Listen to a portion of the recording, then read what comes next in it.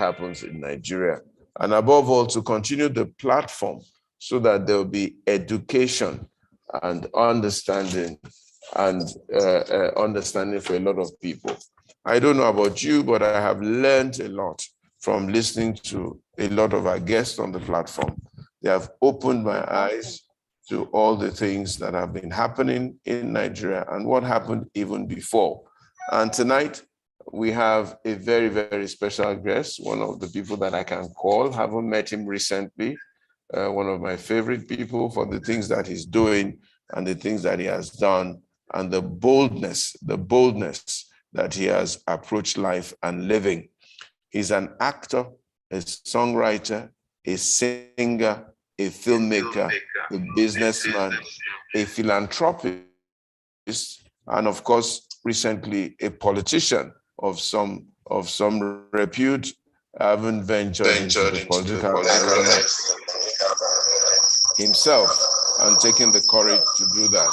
He grew up in Lagos, where he began singing in church at an early age.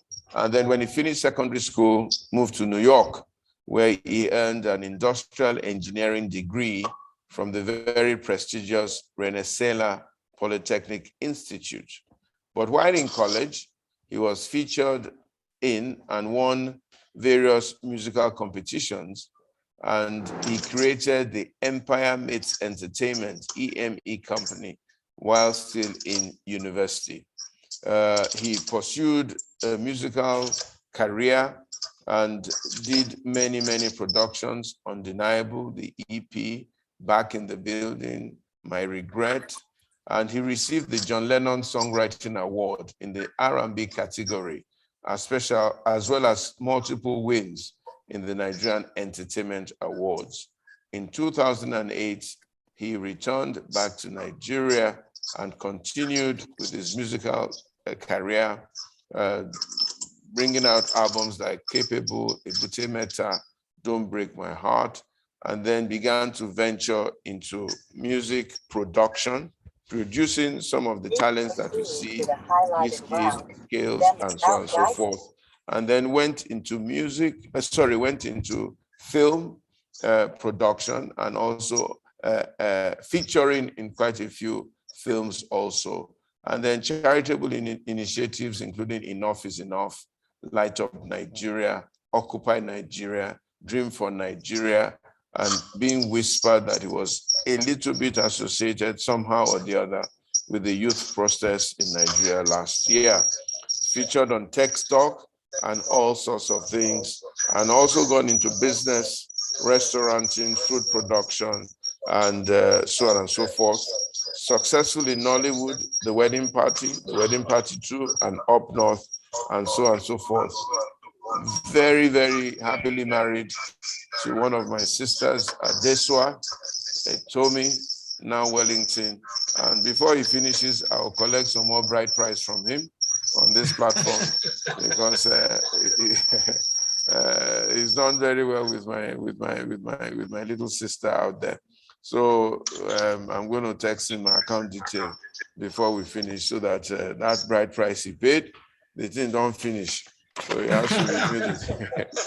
Please welcome with me a true Nigerian, Olubankole Banky W. Wellington, multi-talented and prolific citizen of Nigeria. Banky, you are welcome. And God bless you. And thank you for that being here. Welcome and intro. Are you hearing me fine? I'm having challenges running the audio on my Zoom, which is on my laptop, and then my phone at the same time. It seems to be crashing. Is it okay now?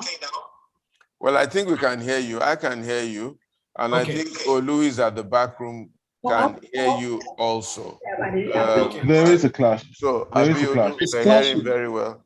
If we're not, then you can let me know. We're speaking today on the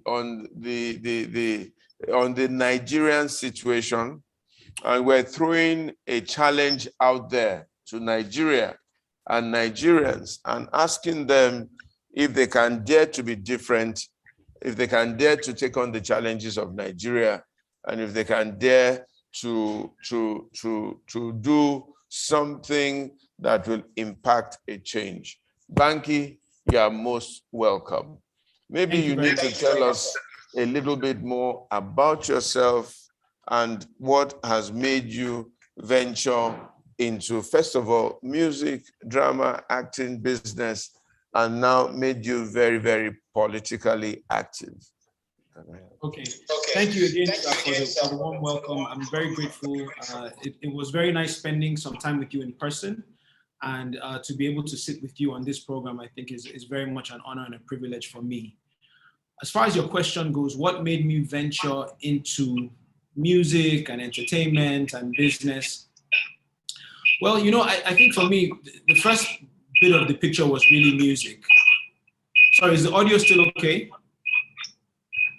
No, there's an echo. There's an echo. Okay. So the first bit of the picture was really music. When I was very young, I fell in love with music at a very early age. I was always extremely creative.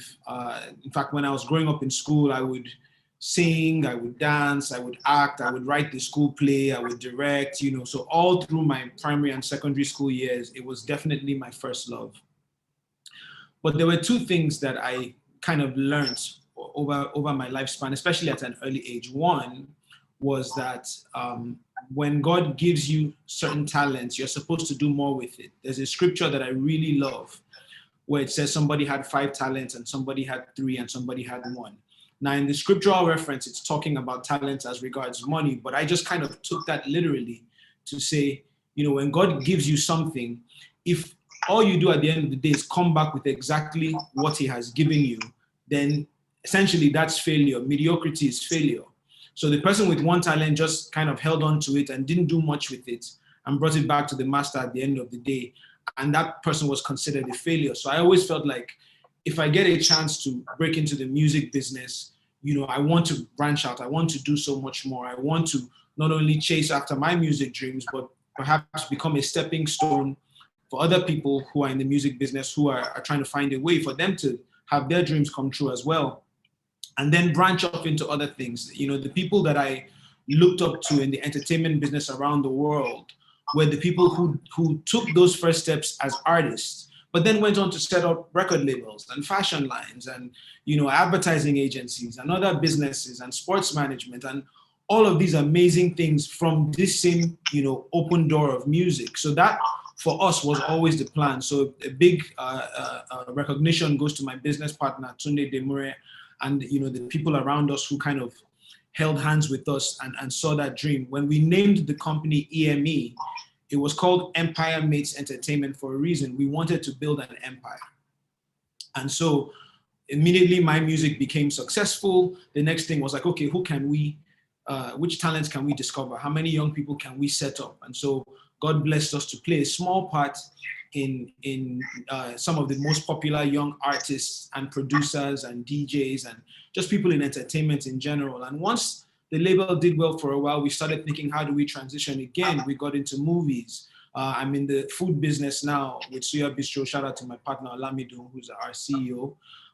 Again, it's just about, once you start to reach a goal, you shift the goalposts a bit, you try to do a bit more. And then I think the other thing that informed this quest or this journey that I've been on is an appreciation for life. And, you know, I think if we don't take anything away from what COVID has taught us, is that life can be full of surprises and it can be surprisingly short. And, you know, obviously our hearts go out to everybody who's lost someone in these times.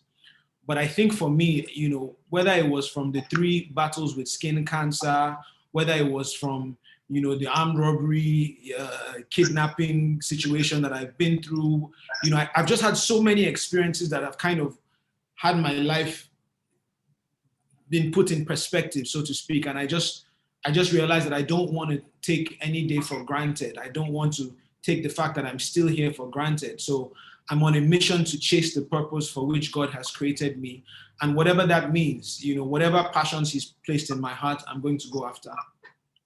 I'm also on a mission for impact, to say, how do I leave the world around me better than the way that I found it? You know, how do I play my role in the kind of world or country or society that I want to see? And for the longest time, I've always been a vocal presence on the advocacy scene in Nigeria. So, I think I've participated in more protests than most people that I know around my age, in terms of Light Up Nigeria and Enough is Enough and Bring Back Our Girls and Occupy Nigeria. And, all of these movements and protests, I've always tried to be involved and try to use my voice and my platform.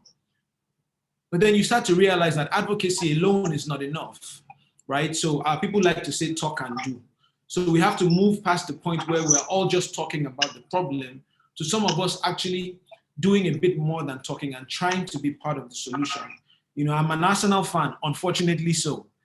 No matter how much I complain and shout at my TV or go to a game when I'm blessed to be able to do that, I can't actually influence the results of the game. I can't help the team in any way other than just talking about it. For us to really, truly change the system, to change the country, some of us have to get into political office. Some of us have to be the ones to stick our necks out. I would sit and talk to young people, and I would say, who's your representative? Who's your senator? 80-90% of the time, they wouldn't even know who those people are. And those people are responsible for policy. And the only way out of our mess as a country is through innovation and reform and policy. Innovation doesn't happen inside government offices, but policy does. So we need people inside government that understand this is what we need, that have a vision policy, that believe in servant leadership, that have character and competency and all the things that we always talk about. But if all of us sit out the process and nobody ever actually sticks their neck out to get involved, then who are we expecting to come and stand up for the rights of for the best interests of the country? And so I was thinking through all of these things at the last elections, and I was looking at the crop of people running for office, and I just felt like, man, we need more choices, we need better choices. And I just felt it almost like a leading or a sensing that, okay, Banky W, with you've got a great education, you've got great businesses, you've got a great following, you've got an important, relevant voice. If you don't lead by example and stick your neck out and make the sacrifices necessary, then who are you expecting to come and do it? And I struggled with it for a while because I know how dirty and dangerous politics in Nigeria can be. But at the end of the day, if all of us say that it is dirty and dangerous and we don't find a way to get involved, then it will forever remain dirty and dangerous and will remain exactly in the position that we're in. Plato said the punishment for not being involved in politics is that you will end up being ruled by your inferiors. And I think that to a certain degree, Nigeria has suffered because so many people who should have been the ones to carry that mantle have kind of started out. And yes, I'm not saying everybody in government is bad, but we need more. We need a critical mass of like minds. And that's what informed my decision to run. I hope I didn't talk too long. I'm gauging, I don't know, because if you leave me, I'll talk from now to next week. So I'm gauging. No problem. Let me know it's your show and it's your platform. And we're going to give you opportunity to really express yourself to us. Thank you very, very much, Banky. Thank you very much. I hope your wife encouraged you to go into politics, or did she try to tell you that, Banky, please, I beg, take it easy? So first of all, my wife is an amazing person, an amazing support system. And when I decided that it was something that I felt a burden that I had to do, aside from talking to God, obviously, she was the first person that I spoke to. And she basically said what most of us say, which is that politics is dirty and dangerous. And she said, I know you, I know your heart. I know what you intend to do, but I don't want anything that will soil you, and I don't want anything that will harm you. In other words, she didn't want anything that would mess up my reputation or have me dragged in the mud, and she didn't want anything that would cause a threat to my life or the life of our family. And I said, I acknowledge it, it's very valid. The reason that it is this way is because so many of us have had these conversations and decided to step down or step back or leave it alone and look at where we are. And if it's not somebody like me or somebody like her, those of us that, we know what we want, we do have the best interests of the country at heart, we do believe in servant leadership, we do believe in reformers, not rent seekers. If we don't do it, then nobody is going to, and then we lose the right to complain. And so we talked about it, and she doesn't like it, but she's an amazing, amazing person. And we both have a vow and a commitment to support each other, regardless of what it is, we stand in each other's corners. And so, she stood behind me, stood beside me, sorry, excuse me, she stood beside me, she encouraged me. She really was my support system. So I can tell you that campaign was draining. Financially, physically, emotionally, spiritually, my relationship, everything suffers. My reputation, I've never been dragged in my life like I've been dragged since I said I wanted to run for office. So she sees, she had a front row seat of how difficult and draining and painful it was. But I think she also got to see how inspiring, it was. And, we have those conversations now, and I don't quite have a green light from her yet, but it's not red anymore. It's now amber. So hopefully if she gives me a full green, then we can give another shot. It seems like people on Zoom are complaining about the audio, sir. And it's because I'm also running this IG live. They say there's an echo. It's because I'm running the IG live, and I don't know. Tell him that I'm trying to think how I can fix this. Let's keep talking, sir. I'm gonna try and move my. BANKY, you can mute one. BANKY, you can mute one. Mute one of the system, so that you can continue speaking. Olu, my guy, is saying that maybe you should mute one of your systems. Put one of them on mute. Okay. Mute and people would, I think, how would they hear the other system, the system that's on mute then? Well, is that you use earpiece on one while you mute, while you play the other one? One second, I'm just trying to fix my audio. Maybe you should use earpiece on one. And that's what I'm trying to do. And then, on my phone. If you can, sorry, apologies. I can't hear you now. Because I think you've muted and something. You have two devices close together. An earpiece with one, and then leave the volume of the other one. All right. Okay, maybe you can you request me in Olu, can you hear him? Okay. No, I didn't hear you. I didn't hear you. Can you hear me now? Yes. Yes, we can hear him. I can't hear him. We can hear him. We can hear him. We can hear. Can you hear us? We can hear you. It's okay. Charles says it's okay. You guys can hear him? Yes. Yes. You can hear me, and I can. I will need to sort myself out to hear you. What do I do?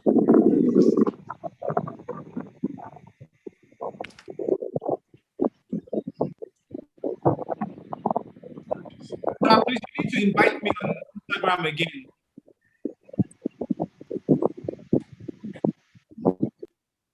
Okay.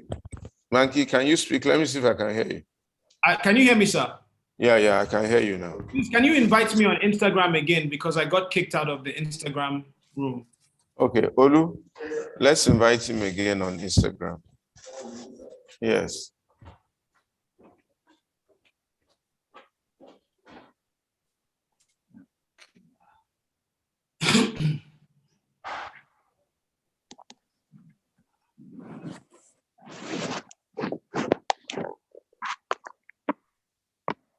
Apologies, everyone, for the technical difficulties. Sorry about that. Thank you. We'll fix it in a moment. Pastor Itua, if you can ask BANKY to mute one device and leave shut one device rather and leave the laptop on. When you have two devices working side by side, one will cross feed into the other, and you have the problem we're encountering now. And if anyone is sitting around him with their device on, they should move away from him. It's a cross-feed issue. Okay. So when one goes off, the other one will be clean and clear.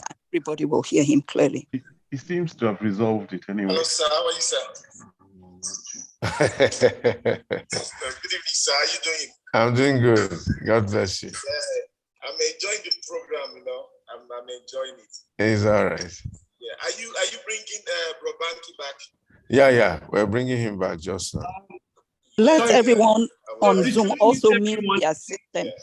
I think everything that you've been saying, I joined in the middle, but I caught some of those. By the way, my name is Larry from UK. Okay, Larry, God bless you. Yeah, thank you, sir. God bless you, sir. Okay. And I think, like he's been saying, we want more young people to join the politics. Of course, I'm here, but like one lady said, we want to come home. We want to enjoy everything. We have a good land. You understand? I think Banky is ready to speak. We have resources in our land. And when I talk to some of my friends, I think what I noticed from what I received from them is like everybody has given up on Nigeria. They have gave up.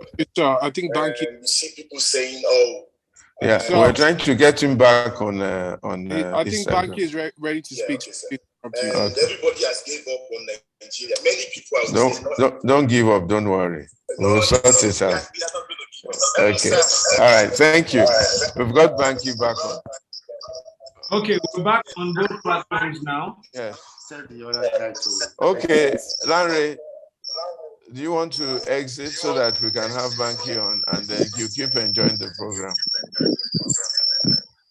Okay, please exit.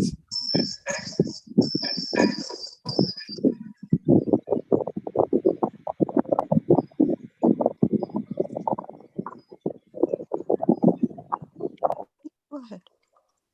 Right, Banky, let's go on. Can you hear me clearly now? I can hear you. I can hear you. You were describing your experience in the political process. Can you tell us what you went through, what the issues were, and so on and so forth, just for people who are interested? Sorry, still having the feedback. So I think we're going to need to drop one.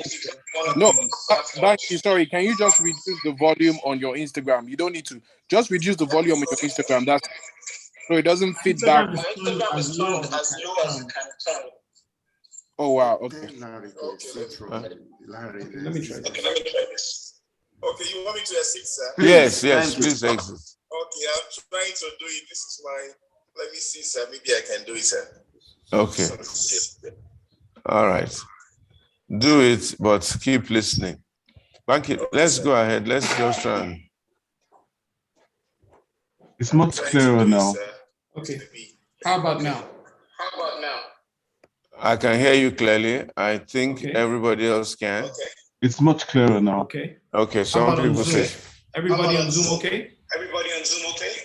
Yeah, I think they're okay. But we're still getting echoes, but we can go ahead. Please, if we can request for everyone to keep their microphones on mute, so that we can, and then we'll take questions. I think it's okay for us to take questions at the end if you're okay with that. Definitely, we will take questions. Sorry, there's still an echo. Right. Banky, probably what you need to do is. Okay, I'm ready. I think everything is clear on my end.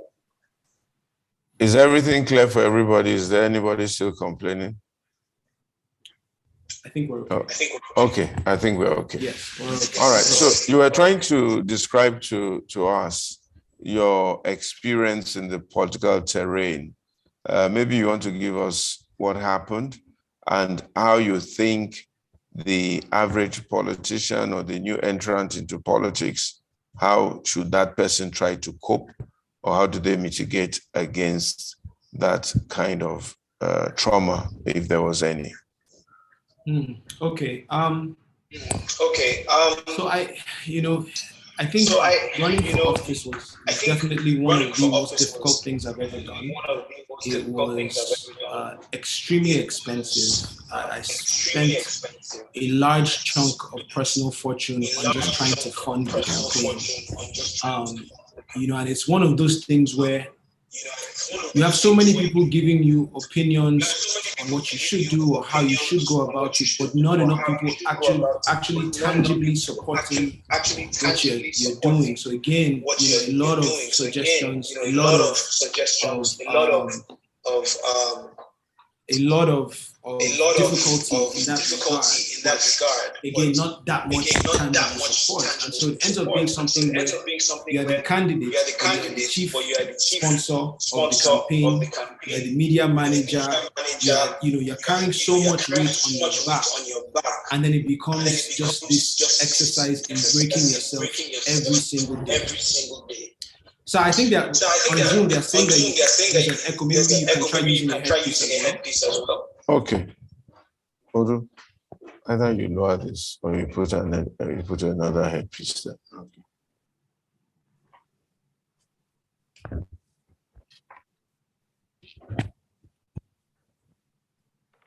Sorry, guys. I think we're trying to run the Instagram as well because there are a lot of people on Instagram. So Instagram, yeah. People on Zoom because we have a few hundred people on Instagram. Thank you. You are okay now. There's no echo now. You are perfect. But I think we're okay now. You are perfectly okay fine now. So, I think we're okay. Yeah, you're perfectly fine now. All right, we're okay. All right. So where was I? So it was difficult. It was draining. I think the first challenge of it was definitely the financial aspect of it. It was one of those things where the majority of our donors were actually regular people who gave less than 5,000 naira. The majority of the people that contributed to the campaign. And what you'll find is that, take me outside of my own campaign, but let's talk about people who are, for instance, on this Zoom call right now. On Instagram, we have almost 500 people. On Zoom, we have, I don't know what the last count is, but if you think about the fact that on Instagram, I have almost 5 million people following me. And yet the election that I ran for, the seat was won with 23,000 votes. So then you start to see that there's a disconnect between those of us who know better actually doing better. Those of us who know better and talking about it and talking about the problems and saying the things that we want to do, but they're not actually following through and doing what it takes. Back when I was campaigning, there was a time I went for an interview and I was in a room full of, I think maybe 12 to 15 young people. People who are progressive, they're educated, they're in media, they're in tech, they're in entertainment. And we're having these kinds of discussions. Nigeria can be better, we need to do what it takes, and so on and so forth. And then I said, okay, let's do a survey. How many people here are registered to vote in the elections? And you are going to, you're a child of God, don't tell lies. But if you have your voter's card and you're going to vote, show me, let's do a survey, show of hands. And of 15 people, less than 5 people actually had their voters' cards. And then what happened was, when I finished this interview and I tried to motivate everybody and charge everybody up, I went outside to the street and I happened to be recognized by maybe somebody riding an Okada, some gate men, some people that you would maybe term as more indigenous or grassroots communities type of people. And one of them stopped me, boss, can I take a picture? So I took a picture with him and then a few of them gathered around. And so maybe there were about 9 or 10 of them. And then I said, I beg, we can ask on our one question. I beg, how many of them get voters card? Every last one of them had their voters card. Every last one of them.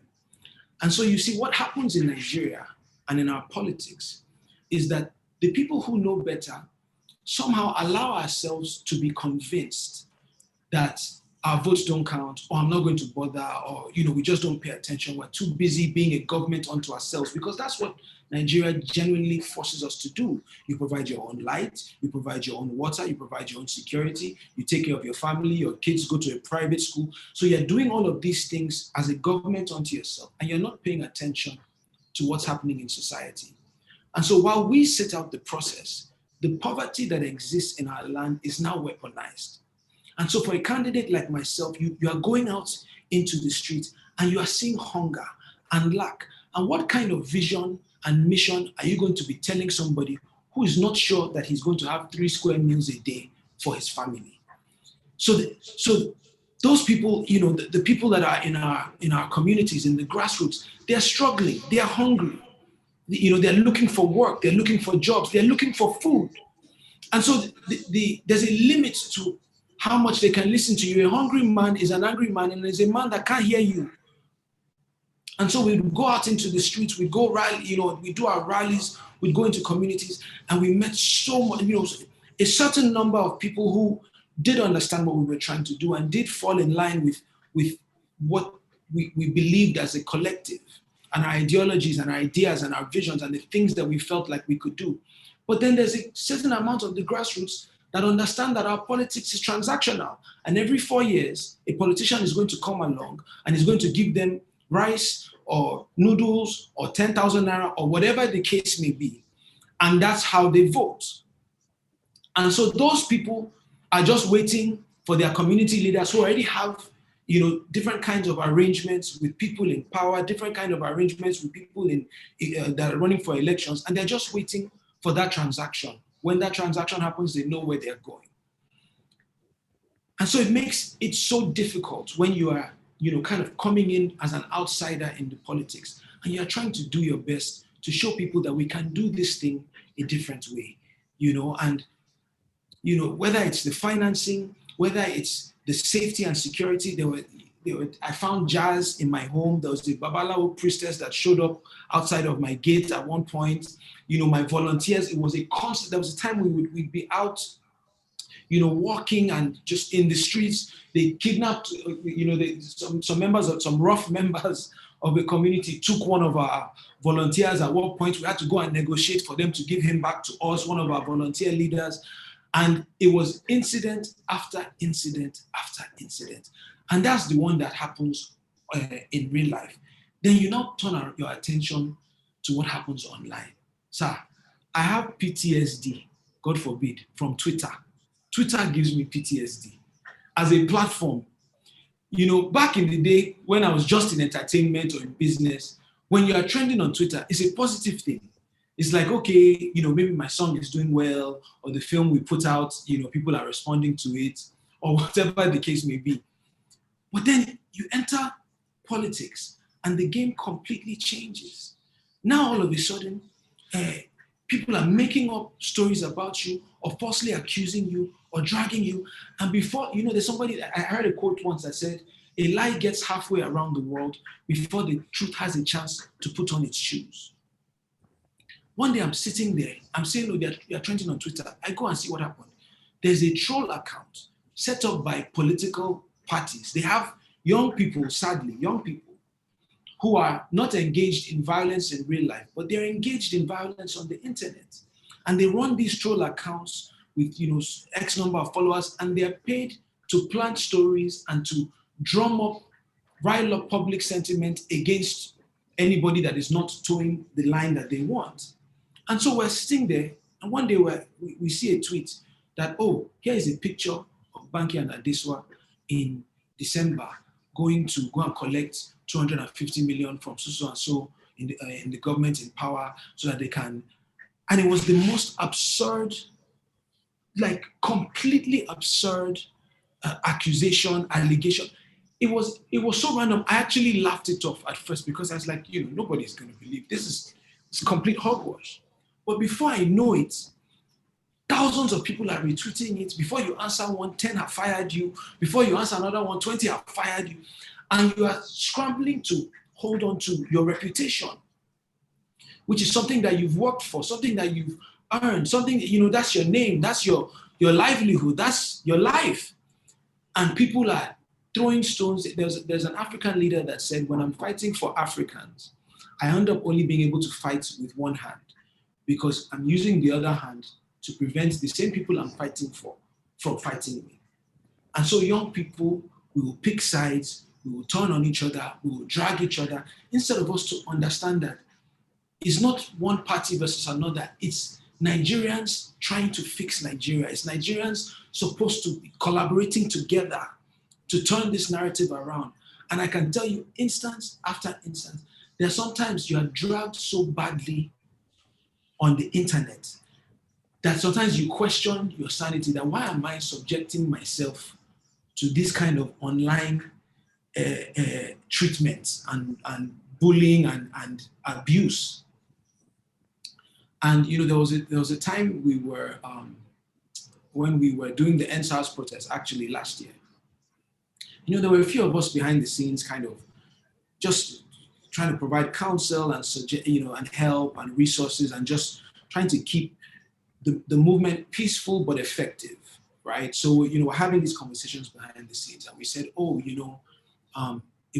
at this point, the protests have been going on for a while, but we're starting to see, government cars dropping, hooligans and touts with machetes and sticks on protest grounds in Abuja and Lagos, and just, it was being infiltrated by different elements, right? So we're trying to keep it going, but keep it peaceful and make the points, the 5 for 5 agenda that we had known. So we said, okay, you know what? This toll gate thing is starting to become, a bit of a turn up, a bit of a party. We need to do something. So, we need to shake the atmosphere a bit. So we said we were going to do a march from the toll gate all the way to the police station in Onikom. We were going to go and talk to the CBO. We'd march as a movement. And we put heads together. We said, okay, this is what we're going to do. We'll leave at so time. And then somebody brought up the question that how do we then differentiate our people? What if we're going and somebody infiltrates or thugs come? Like, how do we know who our people are? We said, okay, maybe we can tell people to wear white or green, just something to differentiate ourselves so that as we are moving down to the station, we know who is who as part of this group of peaceful young people. So, so we said, okay, let's tweet about it. And we all agreed that we tweet at the same time. But it was such a tense time. And the truth is, young people are so suspicious and burnt and disenfranchised by just politics and even activism and everybody trying to use it for personal purposes, that everybody then becomes nervous about kind of going out in front and being, in fact, we were saying there's no leader in this movement. So we're all very careful to say there's nobody leading here, or this is just a decentralized thing. So we said, okay, we'd all tweet at the same time, that we would say, we're going to do this march and this is where we're going and this is how we're going to execute it. Except that at the time that we were supposed to do it, I started tweeting and then I looked around and saw that all my people who were supposed to be tweeting with me were now not tweeting. So I was not the only one. And then, you now break out in a cold sweat that, So anyway, I start tweeting. I see one or two others, tweeting at that point. People are asking me questions. Why this? What time? Why the dress code? And right when I was trying to answer that, we just want to be able to, we have to separate ourselves from hooligans or thugs that may try to infiltrate us. My internet ceased. The devil is a bad devil. My internet ceased. And I said, because we have to, and before I knew it, I had sent the tweet. The next thing I knew, people on Twitter turned on me.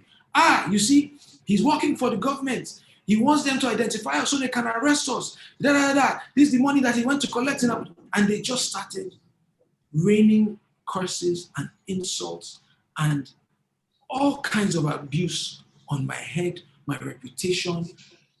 And I just sat there seeing just this vile and just abuse coming on me. And I was like, why do I subject myself? Like, I'm okay. God has blessed me in music, in film, in business. I have an agency, I have restaurants. I've been helping people all along. I can just, withdraw and just be helping from the sidelines because it's a thankless job. Despite the fact that you spent all your own money, despite the fact that you had to give up endorsement deals. I had major endorsement deals that I had to drop because I wanted to run for office. Despite the sacrifice and the pain and the difficulty and what it does to your family, you don't have time to spend with your family at home. And then the people that you are now trying to engage and encourage and say, hey guys, let's do this, let's represent ourselves, let's get like-minded. And they are now the ones, abusing you. And I said a prayer to God and I said, Lord, I don't really need this anymore. Like, let me just humble myself. Let me just help who I can help. Do my business and just ride off. Like, I don't need it. And I happen to teach in church from time to time. And as I was walking, we were going to do this march anyway, but I decided I'd be very quiet and I wouldn't do anything up front. In fact, I joined the cleaning team. We were cleaning the Lekki toll gate every day, every morning. When everybody tears the place up at night, we'd come at 5, 6 in the morning and clean up and get the place ready for the next day. And as I was going, I heard in my heart, but you just taught about David. And, you know, it's true because I had just taught about David in church and how, yes, he was, you know, a leader, but people were trying to kill him for most of his life. People were throwing stones at him and, you know, he went through so much. And, you know, the truth of the matter is great callings, great burdens, great destinies require great character. And character is not prayed into you. Nobody can lay hands on you and give you character. Character is only built. It's built through experiences. It's built through rough times. It's built through stones being thrown. It's built through being misunderstood. It's built through just going through things and still coming out tougher and being laser focused on what you feel like you're called to do or what you feel like you want to do. And that's just a highlight. I don't know, you know, I can keep going, but I think that's just a highlight of kind of some of what I faced. But at the end of the day, you know, I think for me, it's two things. One, I can live with trying and failing at something, but I can't live with not trying. It's the reason I went into music. It's the reason I went into entertainment. It's because I felt like, you know, I feel like I'm meant to do this thing and I'm going to try. And if it doesn't work out, then I have peace knowing that it didn't work out, but I gave it what I could.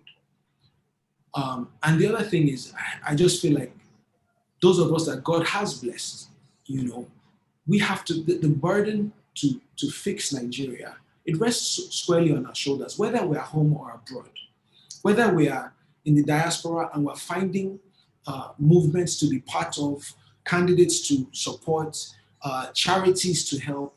We have to be intentional about fixing Nigeria one community at a time. And those of us that are home, some of us must run for office, despite the consequences and the sacrifice and the pain. Some of us must be the ones to run for office. Some of us must get behind them and support them. Because the problem in Nigeria is from the top down, but the solution is from the bottom up. We have to start at the bottom and infiltrate government at multiple levels. We have to get people in the House of Reps, in the state houses of assembly, in the Senate. You know, that's what we have to do. And then when we start having that critical mass of like minds, then we can attack the problems of our country through policy, and we can turn the country around. And you know, so we are here, and by the grace of God, we'll continue to be part of those that speak up and stand up and stick their necks out to try and play our role in making Nigeria a better place. Thank you very much, Banky. You'll be great in Jesus' name.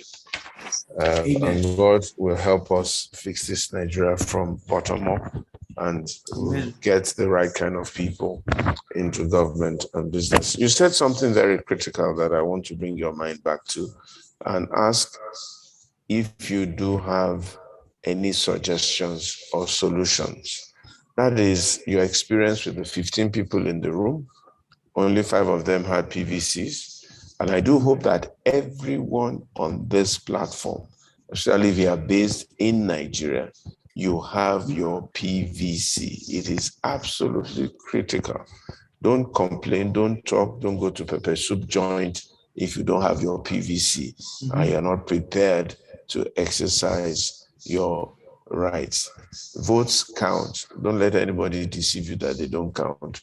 Otherwise, some people will not be paying for those votes, no matter how small. Indeed, they manipulate some and so on and so forth. But the process is getting more and more sophisticated that it's going to be difficult to just manipulate the thing anyhow. So we need to get our permanent voters card. It's an absolute sine qua non as a baseline thing to do. But back to you, Banky. What can we do to ensure that the people who know get a bit more involved in this thing and stop just talking all the time? And what can we do to positively influence those who have their PVCs but are voting for the not so right reasons? They're voting to address their stomachs. Fayoshe called it stomach infrastructure. My brother Fola Adiola had a similar experience with some area boys in VI who were complaining about things going wrong. And he said to them, "Why are you complaining? You people voted them in." And they simply replied him and said, "We did what they asked us to do," meaning that they themselves were not thinking it through and they're under some influence and spell. How do we break that spell? And how do we ensure that those who know get a bit more involved and can guide those who do not know? What do you think? Yeah, okay, so thank you for the questions, sir. They're very poignant questions. I think there are two groups of people. The people who know better and quite simply the people that don't. For the people that know better, I think that's who we're addressing predominantly on this call. I think the first step is every one of us in our area of influence has to ensure that we're playing our part and everyone around us is doing the same. So in EME, for instance, I told the staff that anybody that needed days off to go and register to vote should just tell us and you would get the day off for the days that you needed to go and get your card. And in fact, I threatened them that if they didn't get their voter's card, I would withhold their salary until they did. And I think that it will take a certain number of us. I'm not saying don't pay your employees, please, let's be clear. But I do think that there's a certain level of urgency that is needed on the part of private Nigeria or educated Nigeria or well-to-do Nigeria to say, we all have to be part of this thing. It's not enough to talk about it, and it's not enough just for you to have your card. Everybody within your area of influence must do the same. And so I think there's a lot we can do in advocacy, in programs like this. There are 500, 600 people listening to us between Instagram and Zoom right now. I'm sure that not everybody here has their card, but if we continue to drum it in their ears, maybe we can also speak to the younger people, the people who are 17, 18 years old right now, who will be eligible to vote in the next elections, who may not already be kind of compromised by the system and by the way things are. I think we also have to get involved at a grassroots level with the people in the community. So, we know that bad politicians or corrupt politicians weaponize poverty. So what can we do just in terms of impacting their feeding, impacting their schooling, impacting their daily lives in the run-up, in the times that we're off? We started something during the lockdown called Lekki Food Bank. And shout out to my partners in Lekki Food Bank, Taiwo. I know Taiwo's on this call. I'm not sure if the rest of them are, but just in case, Taiwo, Maureen, Noella, Miss Akinyoju, amazing women, and myself. During the lockdown, if everybody remembers, all daily activity was shut down. There was nothing happening. You could pretty much only go to the store or to the ATM machine.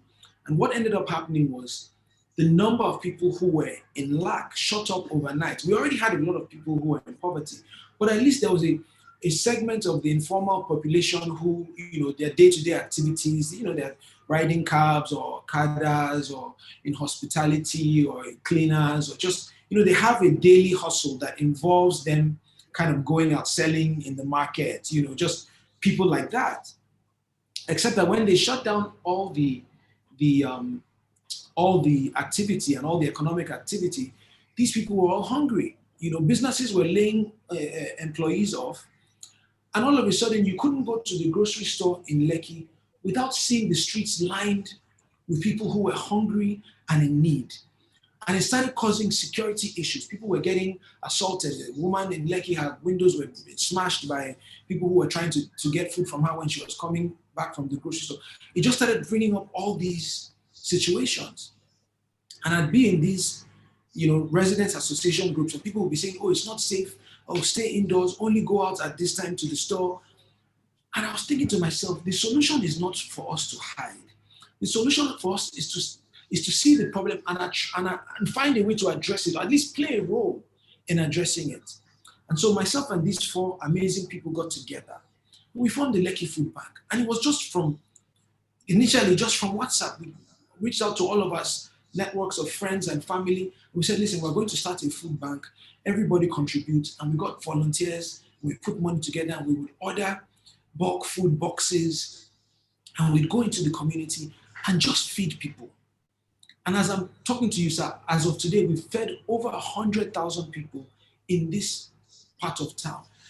But again, that's just, this is not, now government, they gave us some contributions and we're grateful for that, but that maybe was less than 10%. Most of it was just private citizens. It was just people who, some of us would come and volunteer, some of us would donate, some of us would play whatever role or, donate food or money or whatever. And what it has done is it has helped. It's not enough, but it does something.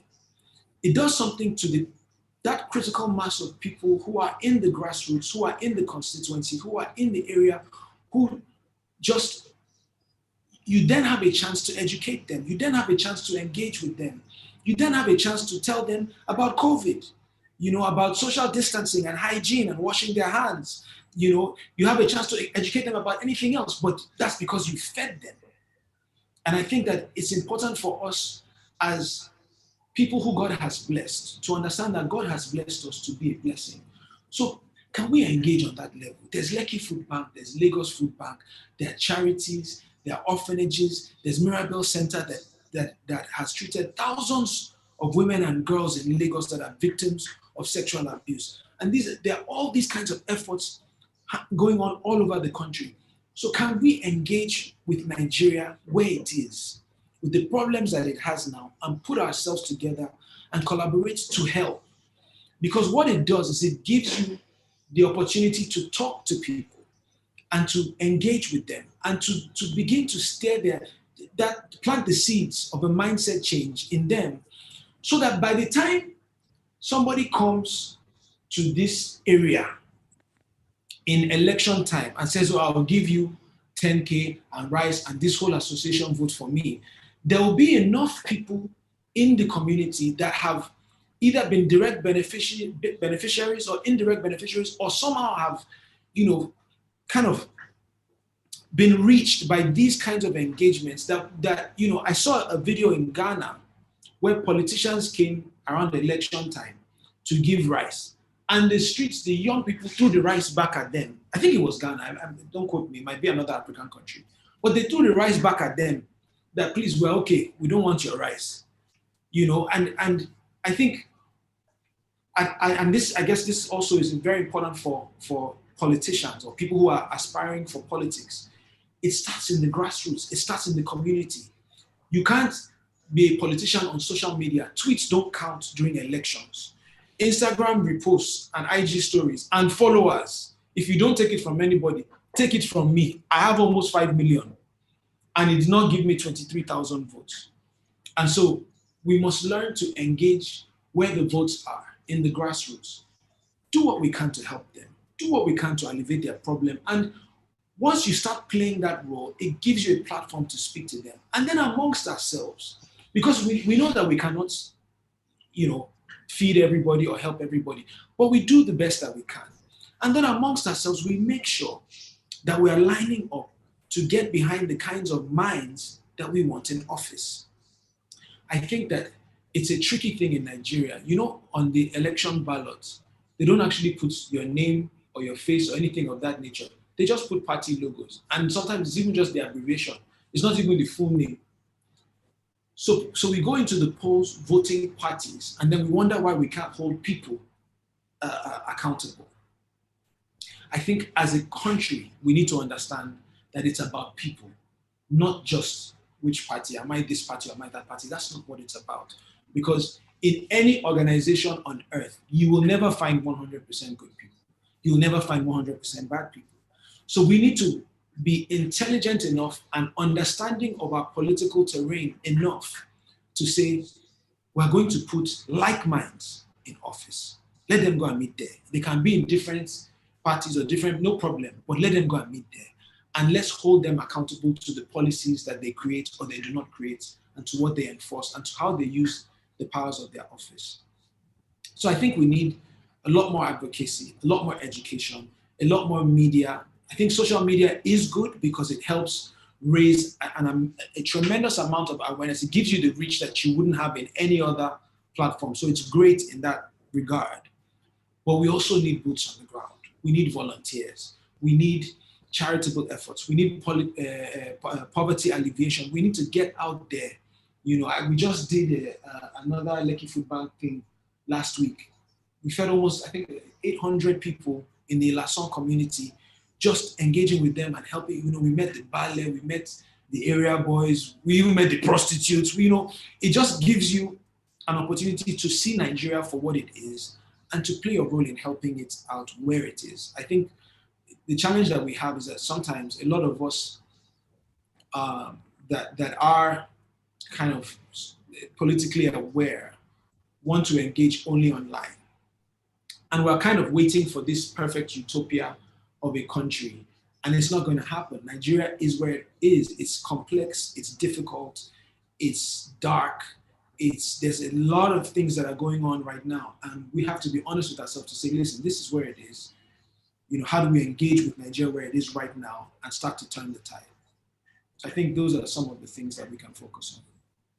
I think that's very interesting, and I'd like to please enjoin everyone on this platform to find a way to start a community outreach one way or the other, no matter how big, no matter how small. I mean, if you have your own 10, 20, 30, 100 people that you have influenced, that you have helped, that you've encouraged, that you have fed, it is very, very likely that they will listen to you in terms of direction to vote. And part of it should be to ensure that they themselves are ready to vote, and you are there to be your brother's keeper.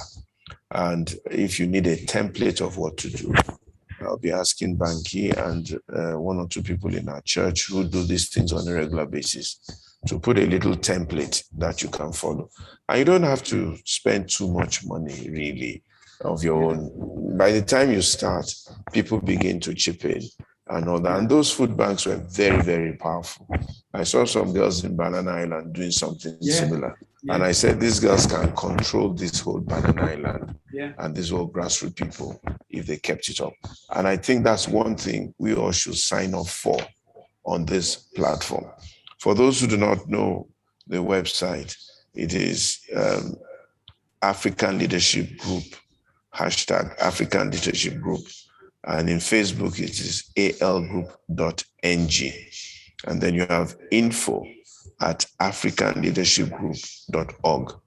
We're also going to set up a donation portal where you can throw in whatever you have in whatever kind of currency.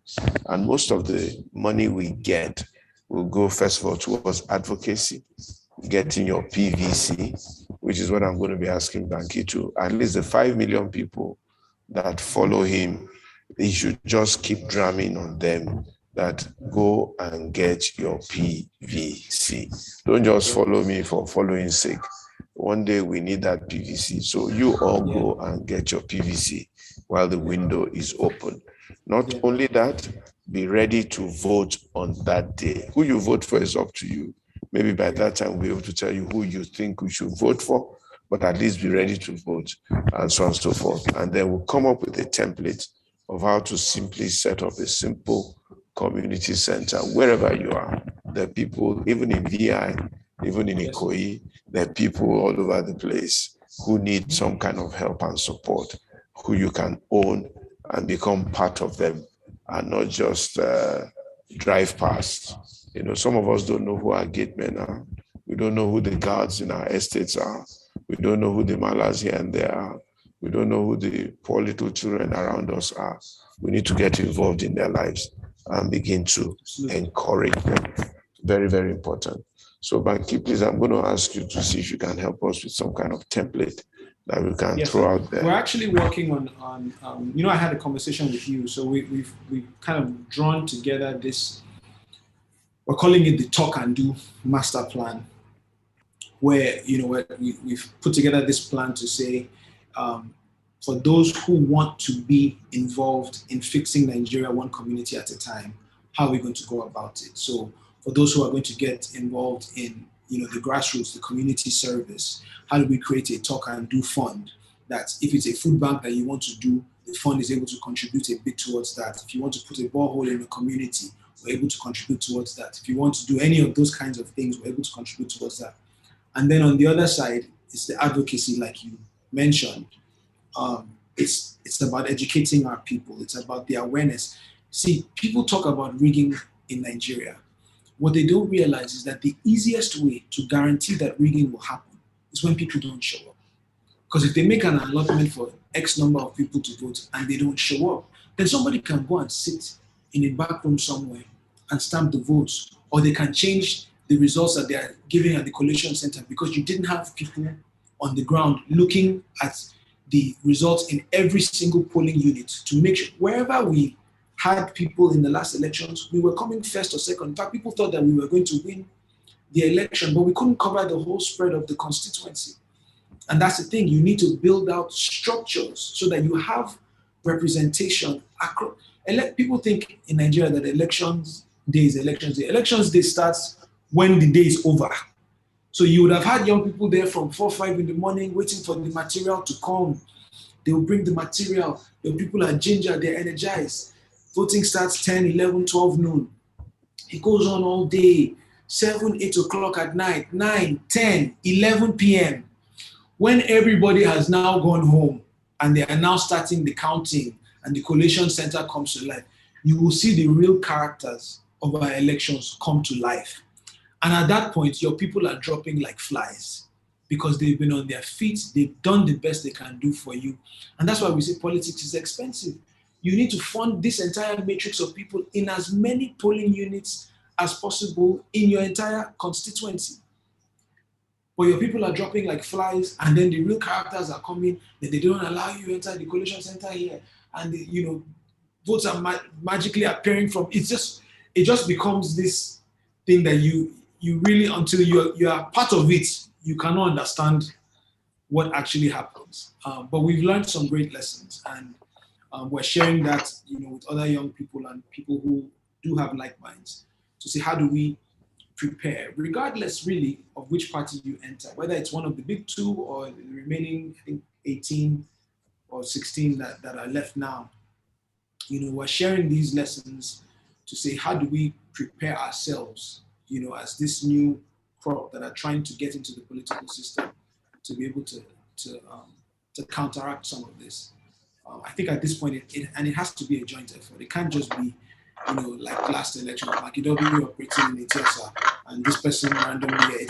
We need to come together. We need, again, regardless of party, we need to kind of have the same mindset and just ensure that we're getting the people that stand for what we believe and what we want to get into office. Okay. Whosoever has their mic unmuted should please mute it. There's a grating sound coming from somewhere. I'm going to ask you just from me, I don't know if my co-presenter Sonia Nebi has any questions. I'm going to ask you just one set of questions and then we will open the floor. We're talking really today about the war against indifference, And I think where that came out of is we've spoken about a bit of it already, the general lethargy that we seem to experience all over the place and the pain that it is causing Nigeria. I'd like you to speak to that. And by the way, my cousin, Dr. Fawale, sends his regards. I think you spoke on a platform of some American-based people, a couple of Nigerian Physicians Advocacy Group. I think they're based in the States, yes. They're based in the States. So just about 4 or 5 days ago, he said he heard you speak, you were brilliant, blah, blah, blah. I must get you on the platform. And I said, don't worry, he's coming on Thursday. And I can see his wife, Tinuke, on the platform, and I'm sure he's somewhere there. Hello, man. Okay. Hello. Good to see you, Banky. Thank you. Okay. So I'd like you to speak to that war against indifference. And I'd like you to also tell us, after NSAS, as best as you can, what are the young people thinking of? I know that what happened to them on October 20th is enough to shatter anybody, very frightening and all that. But there was a lot of energy. I was at that toll gate, for which I have lost a few friends, by the way, who felt that I shouldn't have been there. I can imagine. Because they felt that I can imagine. I am part of government. Yes, indeed, I'm part of government or whatever it is, but the truth has to be spoken. And those children were just protesting against police brutality, ab initio. And if you demand, and I had to support them. And I really have no apology for it, but that's a different story. So what do we do with the energy of these people, and what happens, and where's direction coming from? So if you can speak to those two things, we now begin to take a few questions.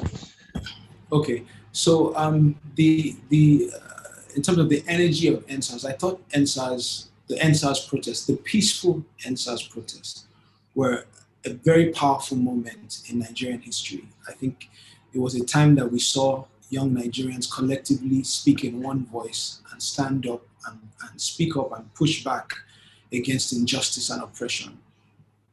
Excuse me. And for somebody who has participated in a lot of protests, it was like a dream come true, seeing this happen organically all over the country, united in our pain, but also in our belief that we could speak up and compel government to address this injustice.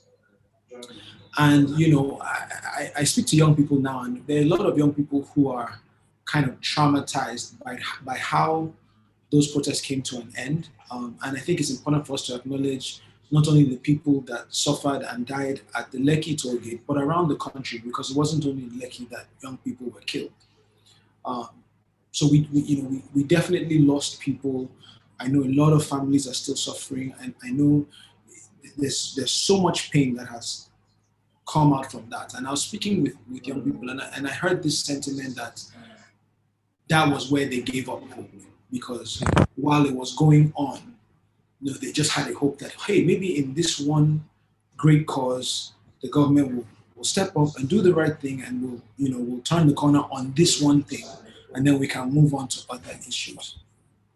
And because of the fallout, a lot of people have given up. I mean, you see the brain drain that is happening in Nigeria, and it tells you all you need to know. That young people, the dream of most young people in Nigeria now is where you survive Nigeria long enough to escape it. And then you take off. Survive Nigeria long enough to escape it. Yeah. Wow. And but I think what my response to people who think like that is, this thing is a marathon, it's not a sprint. Nigeria didn't get this bad in a day or a week or a year. There's no way possible for it to be fixed in one protest or 1 week or it's just not feasible. But when we understand that it's a marathon, then we understand that we're in this for the long haul. It's, we have to keep trying, we have to keep pushing back. I mean, we've seen what that protest should have shown every young person is the potential and the latent power that exists in the minds of our young people when we are determined and we get on the same side and we speak with one voice. So how do we then direct that energy from protest to power? And those are the conversations we're having now. There are a lot of amazing young people who I'm in various WhatsApp groups with. There are various conference calls going on. People are trying to identify, okay, how do we push this energy towards power? Who's running for office around the country in different seats?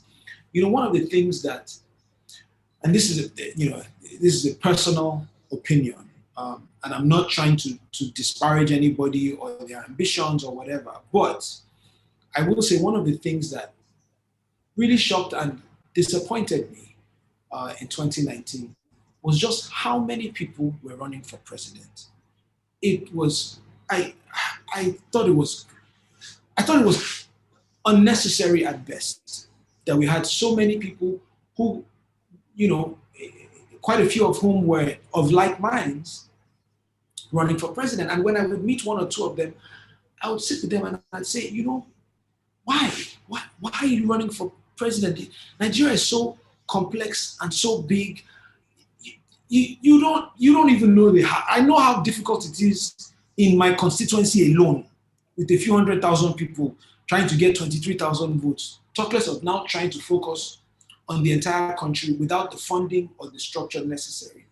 And these are all people who, maybe if you redirect your efforts in these pockets of communities in the grassroots, there are seats that are won with 20-something thousand, 15,000, 30,000, 50,000 votes. We can get you in the House of Reps, we can get you in the Senate.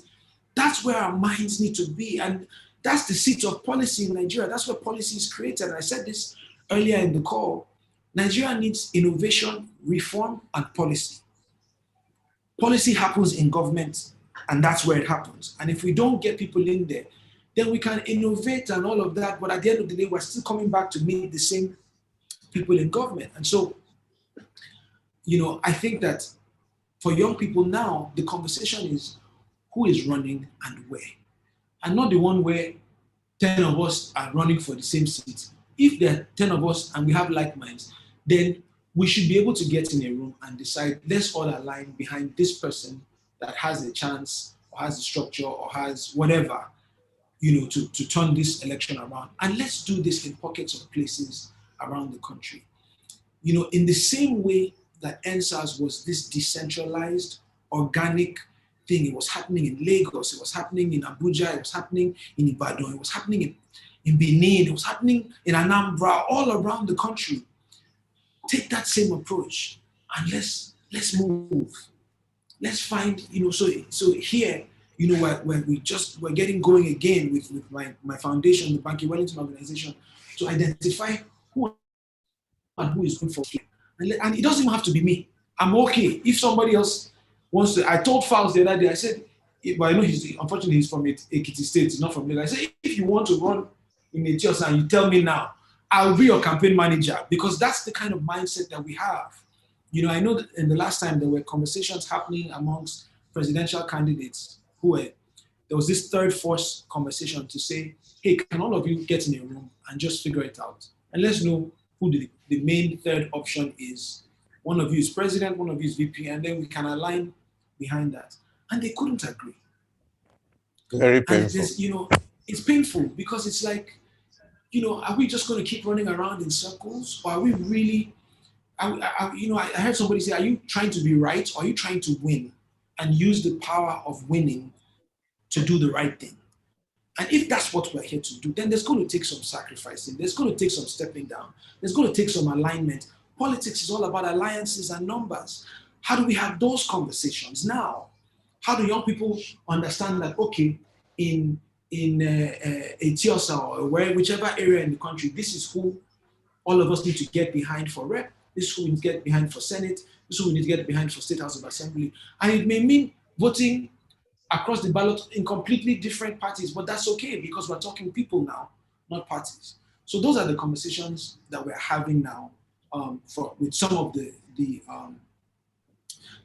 strongest voices that were involved in NSAS to say, this is where we need to be thinking, this is what we need to be doing. So I can confidently tell you that behind the scenes, we're in WhatsApp groups, we're having conference calls where we're trying to position ourselves and form these kinds of alliances to use the power that we have as a generation to get the right people in office. And then back to the question about apathy and the war against indifference. I think, honestly, that, for me, and coming from the experience of having run for office and seeing the actual results, I think apathy is our biggest challenge. We've got to get motivated again. We've got to believe again. If the votes didn't count, politicians wouldn't spend billions on trying to get votes cast in their favor. I think INEC has been, every time it's getting a bit better. There's the Electoral Reform Act, there's the push for electronic voting. We saw what happened in Edo State and how, they were able to have, as from most accounts, an actual free and fair election where the ruling party didn't succeed, right? And I think that's what we need to do, but it takes everybody showing up. It takes everybody being involved. It takes everybody saying, hey, if it's just as for me and my house, we'll vote. As for me and my office, as for me and my school, as for me and my friends, my network, people on my social media. I'll tell you something. When I was running in the last elections, prior to obviously having declared for office, I'm a musician, I'm an entertainer, I'm an actor. I do press all the time. I do radio, I do TV, interviews, things of that nature. Except that now, when I'm now talking politics and governance and policy and issues, I reached out to radio stations. And I spoke to a radio station that I'd been to. They called me for interviews countless times before. And I said, oh, please, can I come and talk about, these things? And they said, oh, sorry, now that you are a politician, you have to pay for the time slot to discuss this thing, because that's how the stations make money. We bill politicians. And I said, how can you bill me? I'm an independent candidate. I don't have any major backing, no funding, no godfather, nothing. And you're telling me I need to pay for my radio slots. And this it wasn't only one time that this happened.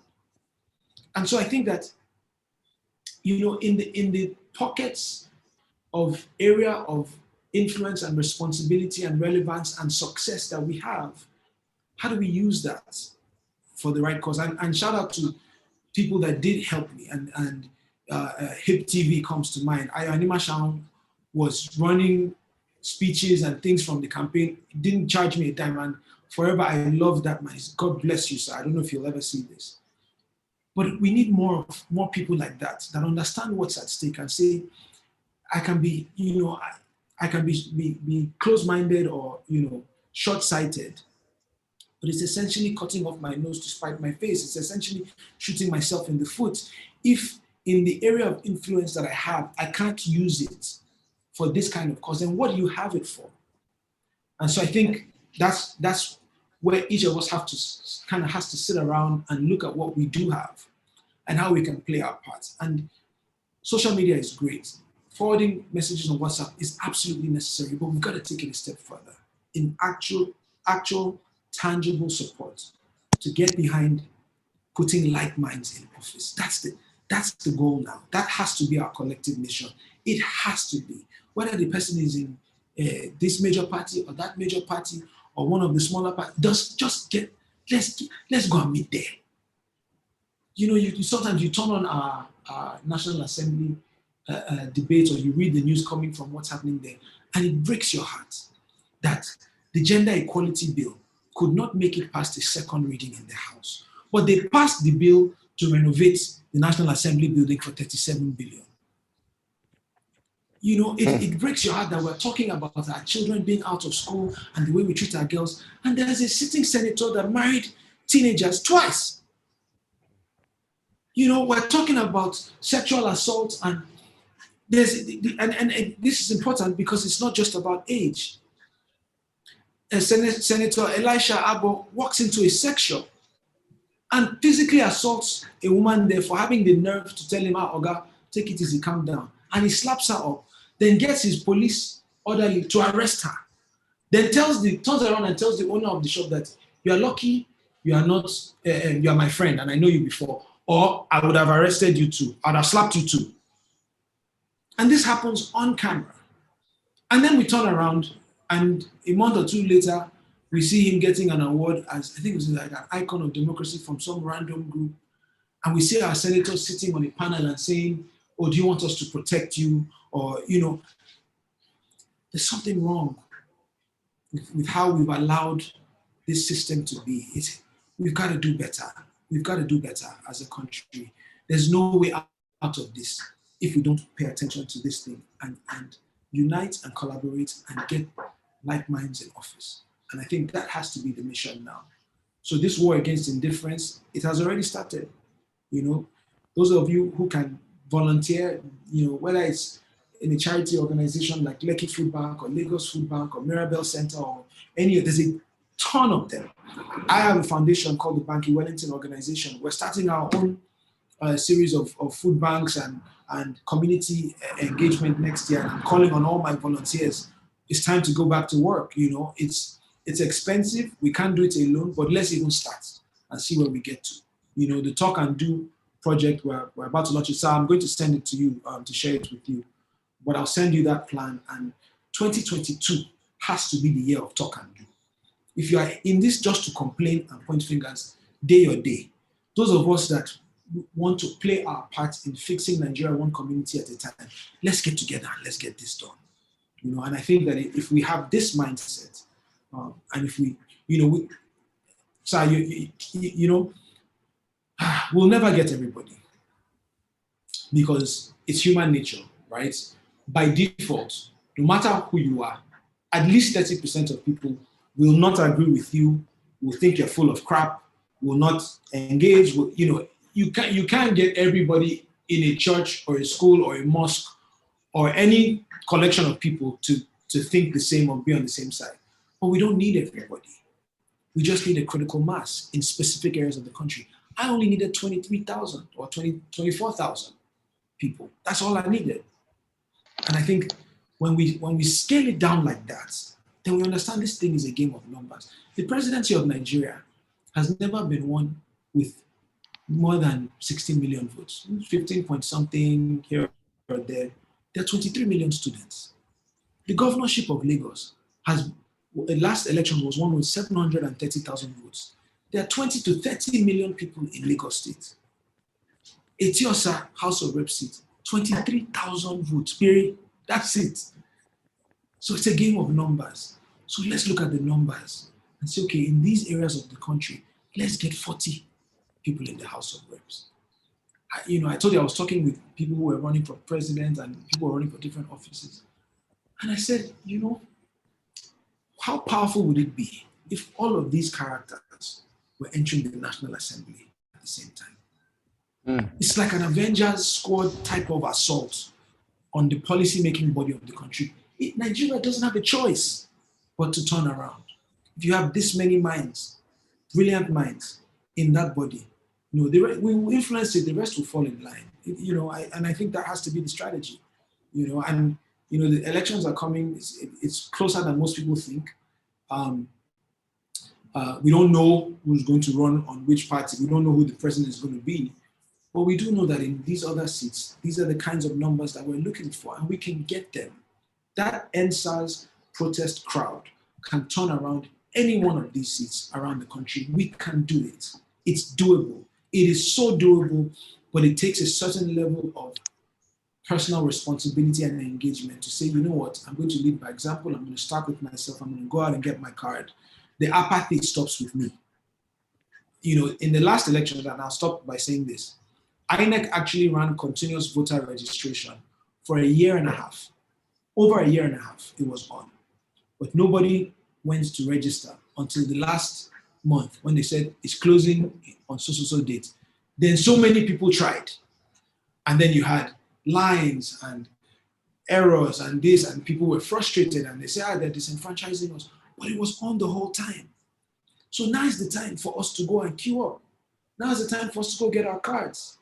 It's not when they say it's ending in June or July in 2022 that we'll now be scrambling, trying to all, bomb rush the system. So I think there's a sense of urgency that we need from now. And that has to start now. Great, Banky. Thank you very much. Very well spoken. Thank you, sir. And that's a call to an end of indifference, a call to people getting involved, a call to ask everyone to please talk to everyone and know that everyone should at least for now go and get their permanent voters cards, especially the young ones and the ones who have been indifferent so far. Let's get them. And then also for people not to all aspire to be president, let's try and populate each level where we can take hold of. You can go to local government, go to councillorship, the local government chairman. You can go into the House of Assembly in Lagos State. You can go into the House of Rep. You can try Senate, but get somewhere and begin to preach the gospel wherever you are. And when you've gotten some experience there, you can then begin to hightail it for higher office and things like that. I think this is the language that we're saying, that as many of us get involved in little bits and bytes, and not to be afraid. The people who are doing this, and they're human beings. They've just seemed to have had a head start, and they're probably enmeshed in the violence and all that. Exactly. But when we come in there also and say we're not going to tolerate this, things will begin to change, and that's really what we want in Nigeria, for the sake of Nigeria. Let's take a few questions. Tunde Akpelogun. Please go straight to the question or the comment. You have just 1 minute so that we can take as many as possible as we begin to round up. Thank you, Pastor Itua. Mr. Banky, Wellington, well spoken. As an independent, how do you think? Sir, you'll have to tell me his question because I'm listening via Instagram, so I can't hear the Zoom audio, otherwise the clash would happen. So you have to translate the question for me. Okay, no problem. Yeah. As an independent candidate running for a position, do you think you can make any influence in trying to change the Constitution of Nigeria to be widely acceptable to people who are campaigning for Yoruba Nation? Okay, thank you very much. So Banky, he was asking if as an independent, you can change the Constitution of Nigeria, if you can influence the change of the Constitution of Nigeria to be widely acceptable, especially for people who are campaigning for the Yoruba Nation. I think it's a double-edged question. First of all, what do you believe about restructuring and the issue of Yoruba, Igbo, or whatever nation? And what changes do you think we need to make to our constitution if to make this possible? Okay, so I think that the Constitution, as most would agree, is a flawed document, but it is a living document. It's supposed to be a dynamic thing where from time to time we look at it and we adjust it as needed to fit the kind of policy that we need and the kind of nation that we need now. So I do think that that conversation, I know they've tried, once or twice, especially in the last year or two, to have conversations about changing the Constitution. But I don't think that we have the right crop of people in there to legitimately have that kind of discussion. Because as an independent, you can't do it by yourself. You need a critical mass in the National Assembly in order to turn that document around. And so I think, again, it still stems back to putting like minds in office. If you put like minds in office, then they can sit around the table and have these discussions and engage with the public and make the adjustments as needed, to turn the Constitution around. The other question that he raised about Yoruba Nation and the Igbo people and the Northerners, call me blindly optimistic, but I don't see why our diversity cannot be a strength. I don't see why it needs to be a weakness. I don't see why it needs to be this issue that causes division. And I'm for all of us making Nigeria work. I believe in Nigeria. I've been blessed enough. Shout out to my parents. By the way, shout out to my mom. My mom is on this call. She was one of the people giving us instructions on what to mute and not to mute earlier on the call. So shout out to you, Mom. I think she's still here. Hello, Mom. I heard that strong voice. I was wondering. Mrs. Wellington, yes. I'm still her baby at 40 years old. But I do believe that our diversity can and should be a strength. There are unique things that we bring to the table that should make Nigeria the most powerful nation on earth. I was blessed to be able to spend a good number of years in New York. And in New York, it's this huge melting pot of different cultures, Italian people, Jamaican people, Spanish. And it all blends together into this powerful, unstoppable force. And when you meet New Yorkers, And Nigerians have that same influence. But why don't we see these things as a strength? So, I shot a movie. We shot a movie called Up North. And I don't know if anybody who hasn't seen it, I do believe it's still on platforms like Netflix and so you can go and watch it now. But this movie, we shot it in Bauchi. So I spent about a month in Bauchi while we were filming. And I was so amazed to see that the same animals that the Kenyan tourist economy is based off of, the same exotic animals, the same animals that are basically the foundation of the safaris in Kenya and South Africa. We have them here in Nigeria. We're in Bauchi, we're going to Sumo Park, we're going to Yankari.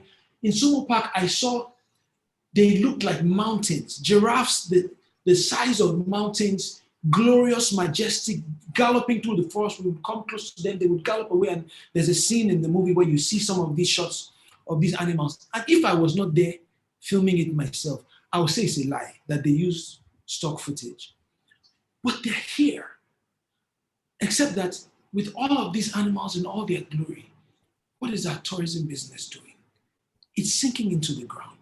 The car that was taking us to go and see the animals was breaking down as we were going. The place where in Sumo Park, where the bathroom was, it looked like it had not been cleaned in 5 years. No floor, just cobweb, the whole facility run down. It was heartbreaking because I've been to safaris in Kenya. I've been to safaris in South Africa. I've seen what countries are doing with their tourism sector. I've worked with the Ministry of Tourism in Dubai. I've worked with the Ministry of Tourism in South Africa. I've never worked with the Ministry of Tourism in my own country. And yet I've partnered in other places. They've seen the value and we've been able to do things to help them in their own ministry. But here at home, what's going on? Nigeria, anywhere you go in the world, you will know when you see a Nigerian. It's our culture, it's our music, it's our language, it's our aura, it's the way we speak, it's our food. When somebody is thinking of where to travel in the world for a vacation, they should be thinking of Nigeria in those top 10 countries. They should be saying, oh, I'm going to go to Nigeria, I'm going to watch Burna Boy or Wizkid or Davido perform at the shrine, and then I'm going to go to the north and do a safari, and then I'm going to come back and explore the culinary scene here, then I'm going to go to the Calabar Carnival. That's who we are as a people. We're entertainment, we're tourism, we're fun, we're vibrant. This is what comes naturally to us. It's why the Nigerian music business is essentially at the forefront of the global music business right now. It's why our artists are winning Grammys and things of that nature. It's why we're winning all these awards. It's why Netflix is chasing after Nollywood. Netflix and Amazon are chasing after Nollywood content creators. This is who we are. It's our food scene. It's our fashion. It's why I have prayers and hopes that David Wedge or Maya Tafo can be like Zara, because they have the talent and the skill set. And this is who we are as a people. But again, we can be as innovative as we want. If we don't have policy that is helping the innovation, then we'll keep operating in these silos. The music business, the movie business, fashion, even maybe fintech, technology, let's just say technology. These are all sectors that are booming. Because, some would argue, because there's been very little or no government influence. So, people are just going in there and being innovative and creative and just figuring it out. But how do we get people that think like that into government so that we can do it on a wide scale? We have to industrialize as a country. We have to reform. We have to transform. But it's not going to happen with the current crop and not enough like minds on that side of things, And so, sorry, I know I digressed a bit, but I do believe that our diversity is a strength. And, call me blindly optimistic or a man of faith or whatever you want to call it. But I believe that Nigeria will be great again.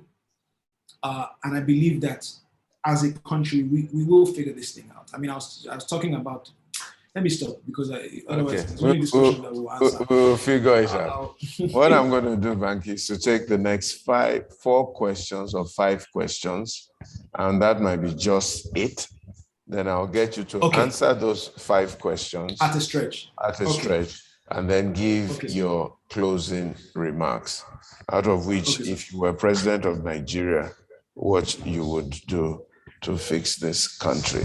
Okay, that will be part of your closing remarks. So we just take that so that we can close. And I do hope that we'll be able to bring you back again in the not too distant future, so that we can get some more of what is in you. Okay. So, Abdullah Bello. I would like to make a comment after the questions taken. Who is this? This is BANKY Wellington Senior. BANKY Wellington Senior. Okay. Yes. All right. If you get all the questions in, I just want to make a comment on one of the things he talked about. Thank you. All right, no problem. We'll see if we can handle that. Okay, Abdullah Bello, your question very quickly. Go straight to the point. Thank you so much, Pastor Ito, and thank you, BANKY. Well, we all know politics is dirty and dangerous in Nigeria. Basically, we've had good people that have gone into politics and have compromised. So my question for you is, what is the depth of your integrity? What boundaries are you going to put in place? And how transparent are you going to be in government? And one quick comment is basically, I believe entrepreneurs are the most influential that can connect with people in Nigeria with just a song. They connect with them every day. They're the most influential, and I believe they can actually take over government. How come you didn't have your colleagues support you during the last elections? How come you didn't have a lot of them come to support you? And also, I believe you can also use technology to monitor the amount of real supporters before the election, so you can plan better in next elections. Thank you, Abdullah. Then Tola Ogoson, please. Yeah, hello. Thanks, BANKY, and for the wisdom and everything that you've said. Very insightful. And Pastor Itua, thank you for bringing together this group all the time. I have been involved in most of elections, say from 2007. One thing that strikes me and is very important is funds.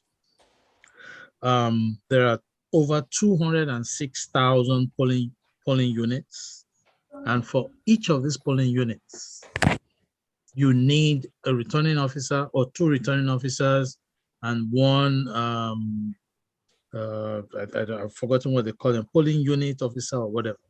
But they spend for the presidential election, each state, that morning of that election, they spend 5 billion. The political parties spend 5 billion per state.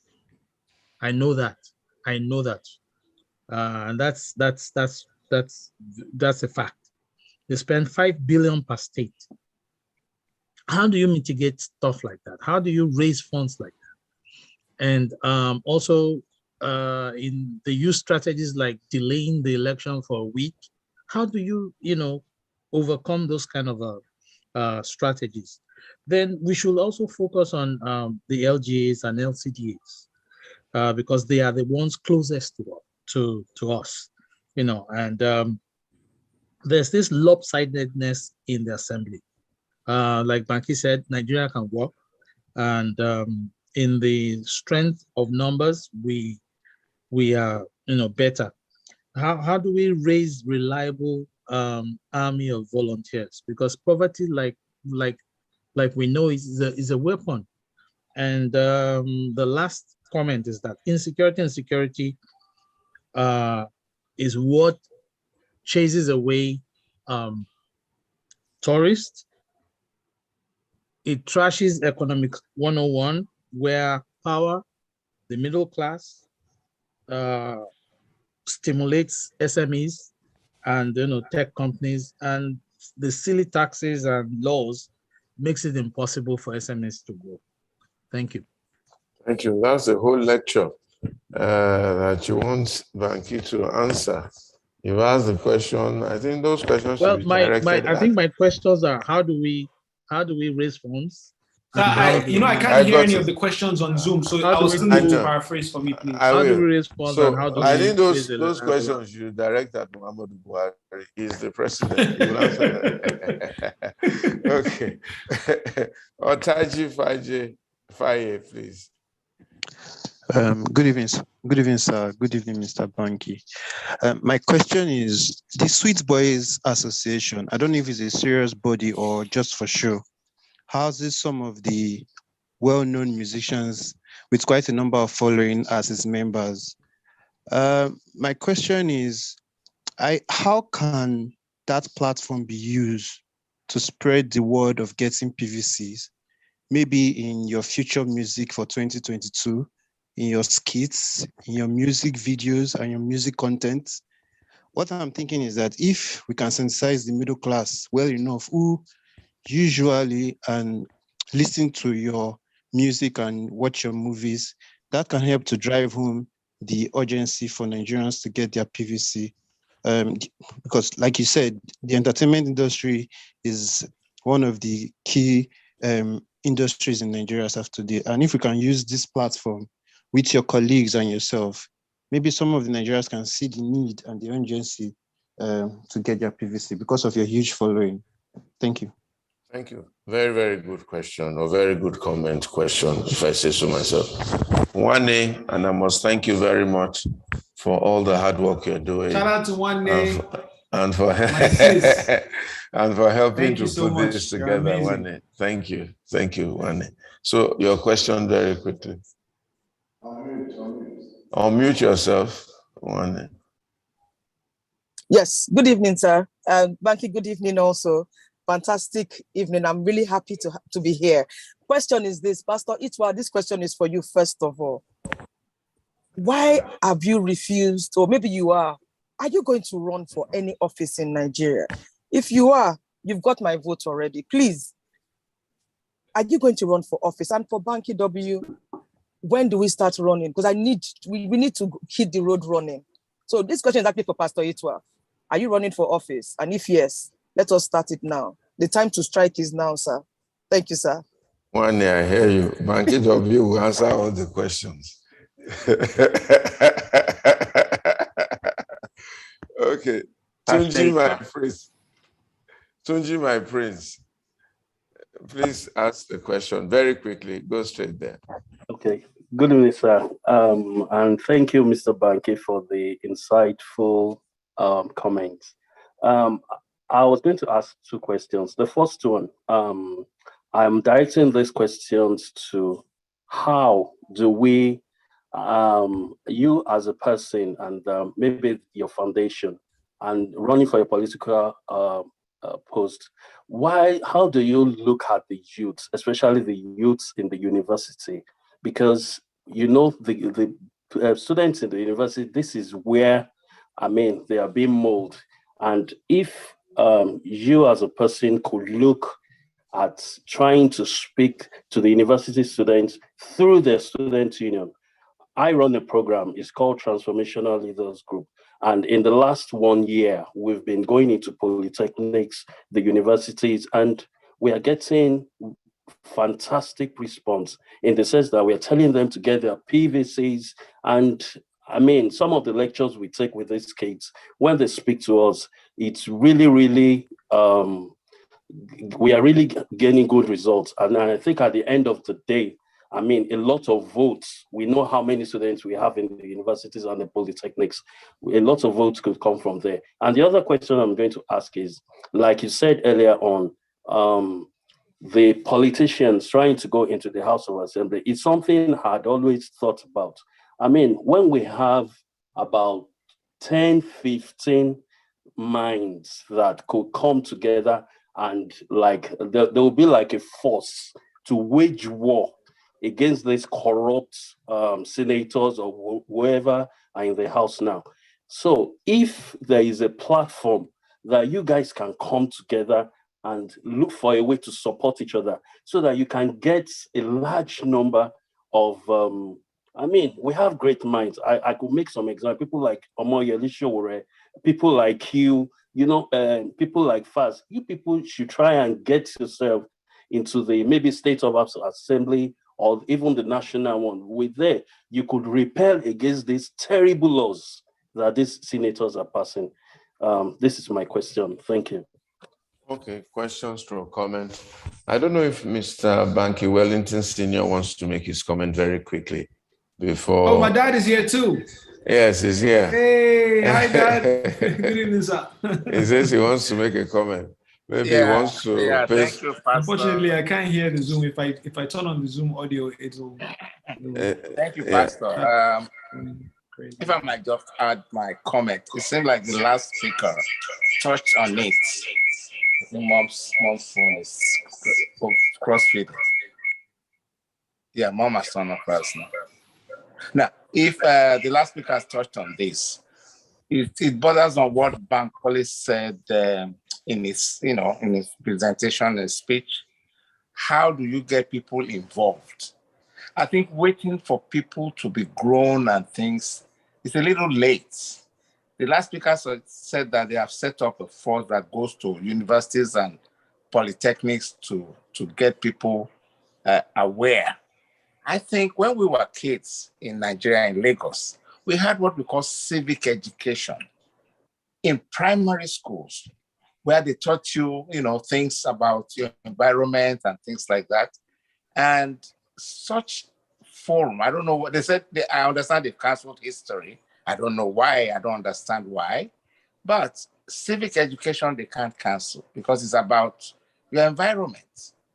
And through that, the children, as early as primary school, can begin to be educated as to their civic duty. You see, if a child, and you remember, I'm a father of at least 5 children, and it always amazes me when they say something, I say, how did you know? You said that about when I was a kid. So it proves to me that a child's mind retains a lot of things for much longer. So if we can somehow get to our current leaders to inculcate or bring back that program where children, primary school, secondary school, besides, if you notice, Obama, when he was doing his first campaign, went to the youth, he collected $20, $12, and he had more money than the state or the federally sponsored candidates for the US presidency. So high school kids, they turn 17, 18 before getting into polytechnics and universities. They are very vibrant.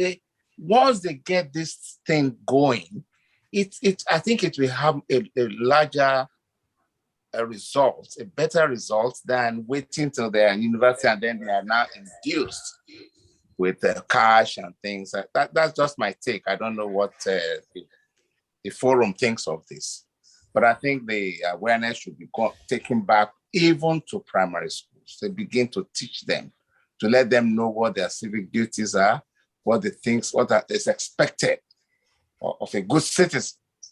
And one of it is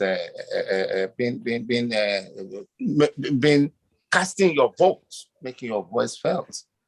Thank you very much.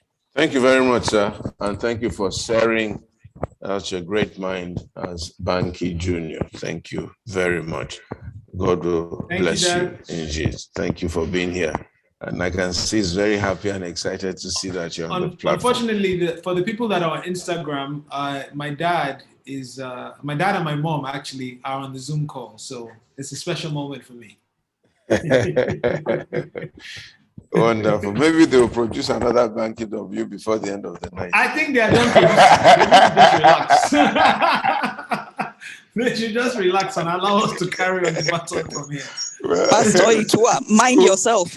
I think my sister is on Instagram as well. I'm so just trying to encourage you. I mean, if you can produce this, you can try again. We need more. It's one of the ways of spreading the gospel. We'll let Z Haziah take over that in the future, not now. Okay. All right. Well, Banky, there are quite a lot of questions and many more people want to ask questions. I'm not sure if we can take any more questions. The evening is far gone. But Abdullah Bello, one of my sons, said that politics is dangerous and he wanted to know how much of your integrity and your transparency you are going to retain as you go into politics. And also, he wants to know why your community entertainers have not supporting you as they should and the use of technology. That's Abdullah Bello. Then Tola Ogunson asked a whole bunch of questions. And I then said, he should call Muhammadu Buhari and ask him those questions. But anyway, his most challenging question was on money. How are we going to get money to fund these elections? It costs about 5 billion per state, he says, with 206,000 polling units. How are you going to raise funds? And then also the people who delay election results to manipulate it before you get them, what are you going to do? And how are you going to raise an army of volunteers? And how are you going to tackle insecurity, which causes a lot of people not to get involved in our economy? I think he asked a few more, but I can't remember now. Then Otaji Faye asked a very good question. I think he calls them Sweet Boys or Street Boys, Sweet Boys Association. I think you're involved in that. He says, is it real? Please, that's false. Oh, that's false, not you. Sweet Boys No, Association. what's the question? What's the question? He says, how can that platform be used to make sure people get PVCs? How are you going to shoot some music videos? How are you going to do some skits to spread the gospel of people getting involved in elections? It feels that if people like you, and maybe now you've added files, did some skits, did some videos, used your music, produced music, songs to encourage people to get into politics, get their PVCs, stop being indifferent, and so on and so forth. You know, there was this Andrew Don't Check Out skit that was blowing many, many years ago. Even till today, you want to leave Nigeria, they call you an Andrew. How can you create things of impact that will tell people what to do? Then one day, your sister and mine asked a very dangerous question. She says, Pastor Itwa, are you going to run? So I say it is Banky that will answer that question.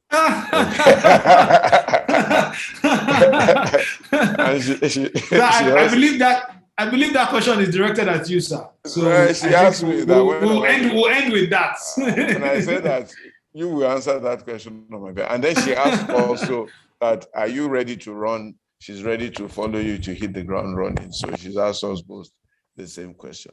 Then my nephew, Prince Adetunji Aderi, who should have been the Ooni of Ife, but he ran away, asked the question, how do we look at the youth in the university? How do we get there to get them mobilized? And how can you get these 10 or 15 minds to go into the various houses of assembly to set up a platform to change and transform the place? Then your daddy, Banky Wellington Sr., said he used to smack you a lot when you were a small child.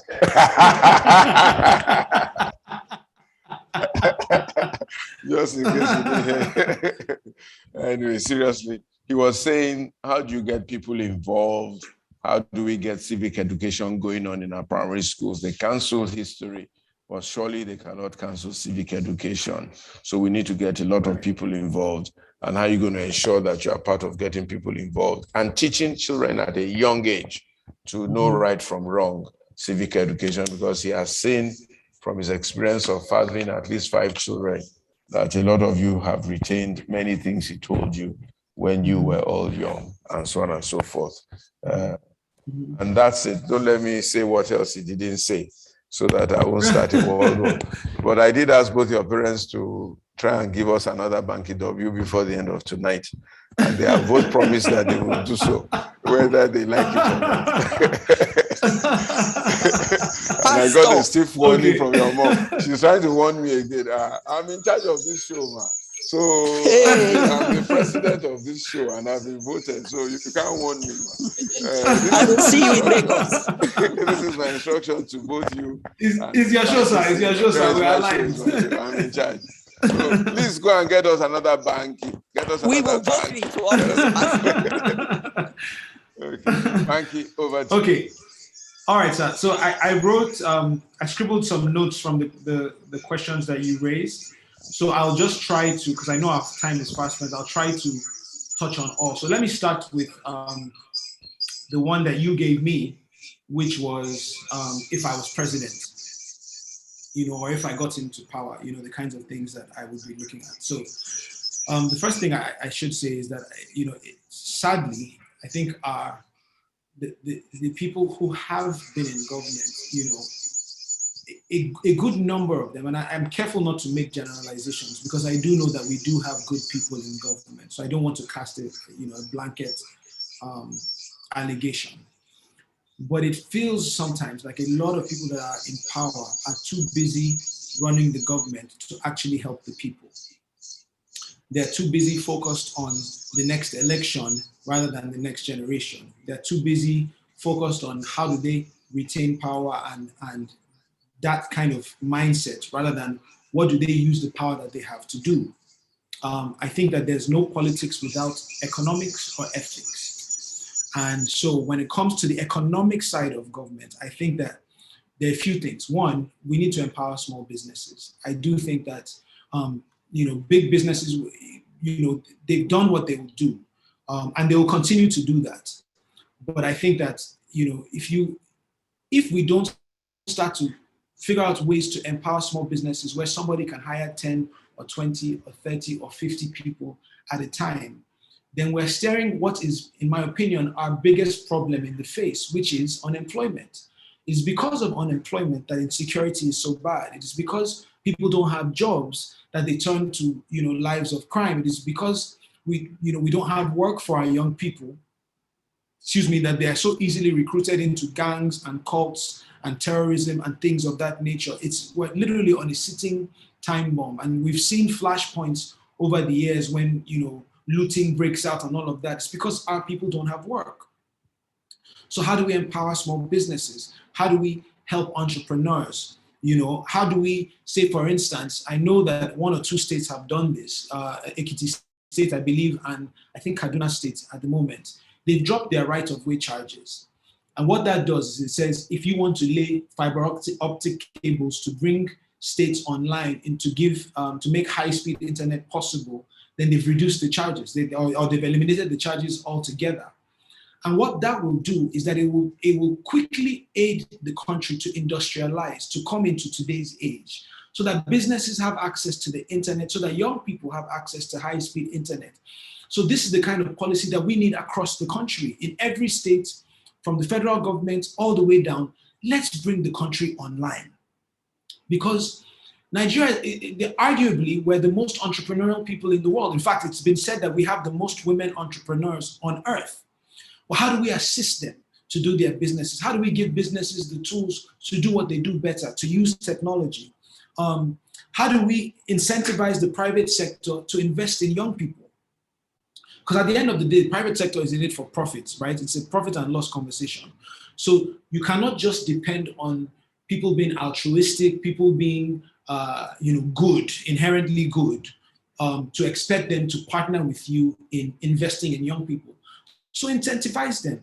How about we say that any company that invests in skill acquisition centers for our young people gets a tax break, and they get a break on their taxes? How about we say any company that adopts certain schools and partners with the government to put computer labs into schools, you get tax breaks. So it's not just you're just doing it out of the goodness of your heart. No, you're getting a break on your taxes, and you're investing in the next generation. You're investing in the minds of the next generation. You're bringing societies online. You're bringing young people the power of technology, the power of the internet. I think as a government, we need to pick a handful of sectors that we will aggressively invest in. Education, aggressively invest in education, aggressively, because we cannot, we're setting ourselves, look at our population, we're over 200 million people right now. By 2040 or 2050, what's going to happen when we don't have the jobs for them? These people need to be able to fend for themselves, and the only way that they'll be able to do that is having the kind of education, and not the education that they're teaching in our schools right now, that you walk into the majority of our public schools, they don't even have one computer. They're teaching computer science by drawing things on a chalkboard. So we need to invest in the kind of education that allows our children and our young people fend for themselves in the new world, that lets them be relevant in the digital age, that lets them have the skill set to either be employed or to create employment for other people. So I would invest incredibly in education. And then, like I said, politics without economics or ethics is a disaster. I think we have a challenge with ethics in our country. And I just want to say this. You know, there's a sad mindset that we have as a country where we care about results. We don't care about process. And what I mean by that is, the minute somebody gets into office or even declares for an election, he automatically becomes Your Excellency or Honorable.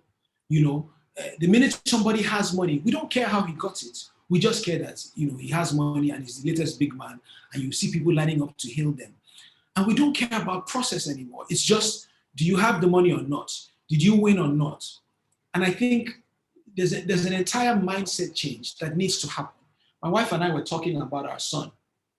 And one of the things that we want to do in raising our son is in kind of teaching him about the value of process. So if he comes home with a good result from school, it's not enough as a parent to say, oh, you know, well done, you got all A's. It's better to say, oh, I saw you studying. I saw you at the table doing your homework. I saw you, you know, committed to the process. And that's what we want to celebrate. And that's what we need to celebrate as a nation, is process. It's ethics, it's values, it's morals. You know, we've been battling corruption for decades, and look at where we are. You know, so I think as a president, you cannot ignore, you know, you cannot be a little bit drunk or a little bit pregnant. You also cannot be a little bit corrupt. You either are or you're not. And we need people that go in there understanding that there's really no more room for this, you know, kind of half-step, you know, we've got to tackle this thing head on. Let me try and quickly move because I'm actually late for another meeting now. So let me try and move down through the list of questions. Sorry, I should say one more thing. I think that Africa we're sleeping on our dormant power as nations because in too many cases, we have rent seekers in office and not reformers. Why on earth is Africa not negotiating as one powerful body? Africa is the third largest trading partner of Europe, but we have 13 different arrangements with Europe. Why are we not? The European Union have done it. With all of their economic power and all of that, they have come together to say, listen, we are stronger together. Why can't we do that as Africans? Why can't our nation's leaders come together? So if you're a president, why aren't we having, I mean, there's the trade agreement that's happening now, but it remains to be seen if it will be implemented and how we will use it. But we need to position ourselves as a continent to speak with one voice when we're talking to the US or to Europe or to other places in the West or to China, so that we put our continent in a position of power, that we are getting the best deal out of this situation and not just, you know, kind of independently operating and getting, I mean, anybody that's paying attention saw that in one of the African countries recently, I think it was Uganda, China now owns their airport. I believe it was Uganda. China now owns their airport based on the agreement that they had and the debt that they could not service. Now China owns the airport. And that's what's going to happen. We are going to see modern day colonialism, where countries like China and the US, or China in this instance, will come in and basically own assets in the country. But then you turn around and you look at a place like Djibouti, who China wanted to set up a military base, and they said, oh, you know what? Don't pay us in cash. Build assets for us. You know, build an airport, build a port, build this, build that. And that's how they leverage their position. And now the logistics, port, trading asset sector of the economy is doing so fantastically well because of the approach that they had to this conversation. So as presidents, as leaders, this is how we need to be thinking. Otherwise, Africa will be left so far behind. You know, the map of the world that they've shown us is a lie. The African continent can fit in the US and China and Europe. And if you put all of it, Africa is bigger. But if you look at the map that they've shown us over the years, and I wish I had this to share with everyone, but look it up, it's true. As a continent, we are bigger. We have more people, we have more land, we have more mineral resources, more natural resources. But how do we collaborate? How do we speak with one voice? How do we get our nations to line up and leverage the position and the market that we have? You know, now they're looking at us, they're cherry picking our media, they're cherry picking our music, they're cherry picking our entertainment, they're cherry picking our trade agreements, and everybody's benefiting from it except for Africa and Africans. And so that, I think that answers the president's question. The second question was two parts. Sir? To do everything. Okay. Let me just speak out to do everything so that we can close. Okay, sir. Let me just zip through. How much integrity will I retain? I believe by the grace of God, in Jesus' name, I will retain my integrity. But that's why it's also important. You know, you are answerable to how you get into office. If you get into office because of the will of your community, then you're answerable to the community. And I think we have to put into practice this thing where if somebody disappoints you, kick them out, fire them. If somebody lets you down in your company, you will sack them. You don't keep them in office, in your company forever. So we need that same mindset in our as how we relate to people that we allow into government. Secondly, why is entertainment not supporting? Well, I think it's very easy to point fingers at celebrities. But they say when you're pointing one finger, the rest of the fingers are pointing back at you. I don't think this is a conversation just for celebrities or people in entertainment. This is everybody. Why is everybody not supporting? Why is everybody not coming to the fray? These things are personal decisions. Unfortunately, you will not get every entertainer, just like you won't get every businessman, you won't get every church. There were churches that I would speak to, and their pastors, Pastor Itwa, and I think this is a good point to shout you out and to appreciate you for using your voice, using your platform, and for standing up and engaging. Where you have some men of God or leaders of religious institutions who don't want to upset one side or another side, and they refrain, and you would never see them, at the toll gate or having conversations like this. They'll say, oh, there are members in my church or my mosque that are in this party or that party, or I have friends in government, and they'll sit out these conversations. And we need our men of God. If we can't have you now, then why are you here? So much appreciation to you and to my pastor, Pastor Tony Rapu. He's always been a vocal person. He's always spoken up. He's always engaged on that level. Moving swiftly through the list, how to raise money. I think that there's a responsibility that new money has to have, and what I mean by that is maybe we don't have, the godfathers or the billionaires, trillionaires, lined up on our side, but there are enough of us who are doing well in various sectors that if we say, hey, let's all contribute this amount to support this person or to support this cause, then it makes an incredible difference. And I think that's the approach that we need to take, is engaging with private Nigeria, private sector. So many of us are business owners, and we may not be trillionaires, but we're doing okay. Our children in Jesus' name will never beg for bread or for a shelter over their heads. So how do we then say, okay, out of what God has blessed me with, how do we all line up? I think that's the idea. Insecurity in elections, I do believe is a massive problem. My number one suggestion would be for everybody to show up. I think those things, by and large, happen in places that they can control a population. But if we show up in enough places, then it nullifies or greatly reduces the chances that insecurity can sway so much that it overturns an election. Yes, there's still pockets of places where young people are being leveraged for electoral violence, just like there are pockets of places on Twitter, on the internet, where young people are being leveraged there. But I think the idea is to counteract it by enough of us showing up in enough other places that we counteract that effect. Excuse me. Moving swiftly through the list. Shooting content to spread the gospel about politics and governance, I think it's extremely important. Some of that has been going on. People like Tubaba, myself, Fowles, Ricardo Banks just put out a video for a song called Ozumba Mbadiwe, which is a really dope song. It's a fun song. It's actually a party song, but he's talking about NSAS and what happened at the toll gate. And I think that's the power that musicians have. We can, and filmmakers. We did a film called Sugar Rush, where it's this fun action comedy, but it's still talking about corruption in government. We did a film called Up North. It talks about educating the girl child and helping all of our children achieve their dream. So I think we can use entertainment platforms, our art forms, and it has been happening. What I will say is what I will do is give a challenge to people to say support, because it will shock you. Almost every musician has these kinds of songs or skits, but they're the ones that don't get airplay. They're the ones that you'll be struggling to get people to pay attention or to share.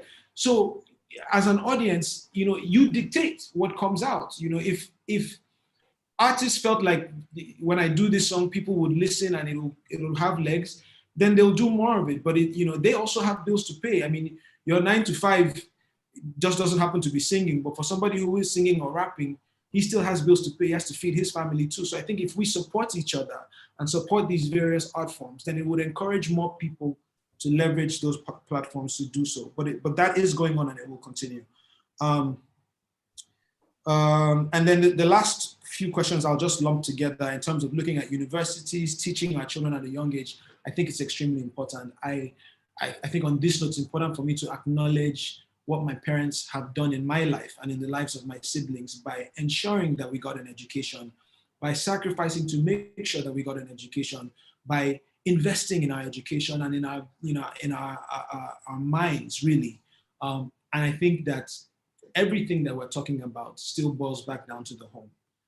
I think our parents need to, what has happened recently is a clear indicator of the decay that is happening in our homes, in our values as society, where children are going to school and bullying themselves and beating themselves. That we lost a precious boy called Sylvester at Dowen College because seniors in his school were bullying him. And it's a flashpoint, and it's a terrible tragedy, but it's an indication of what is actually going on in our schools. And most people that I know have either been bullied and beaten themselves or know somebody that has.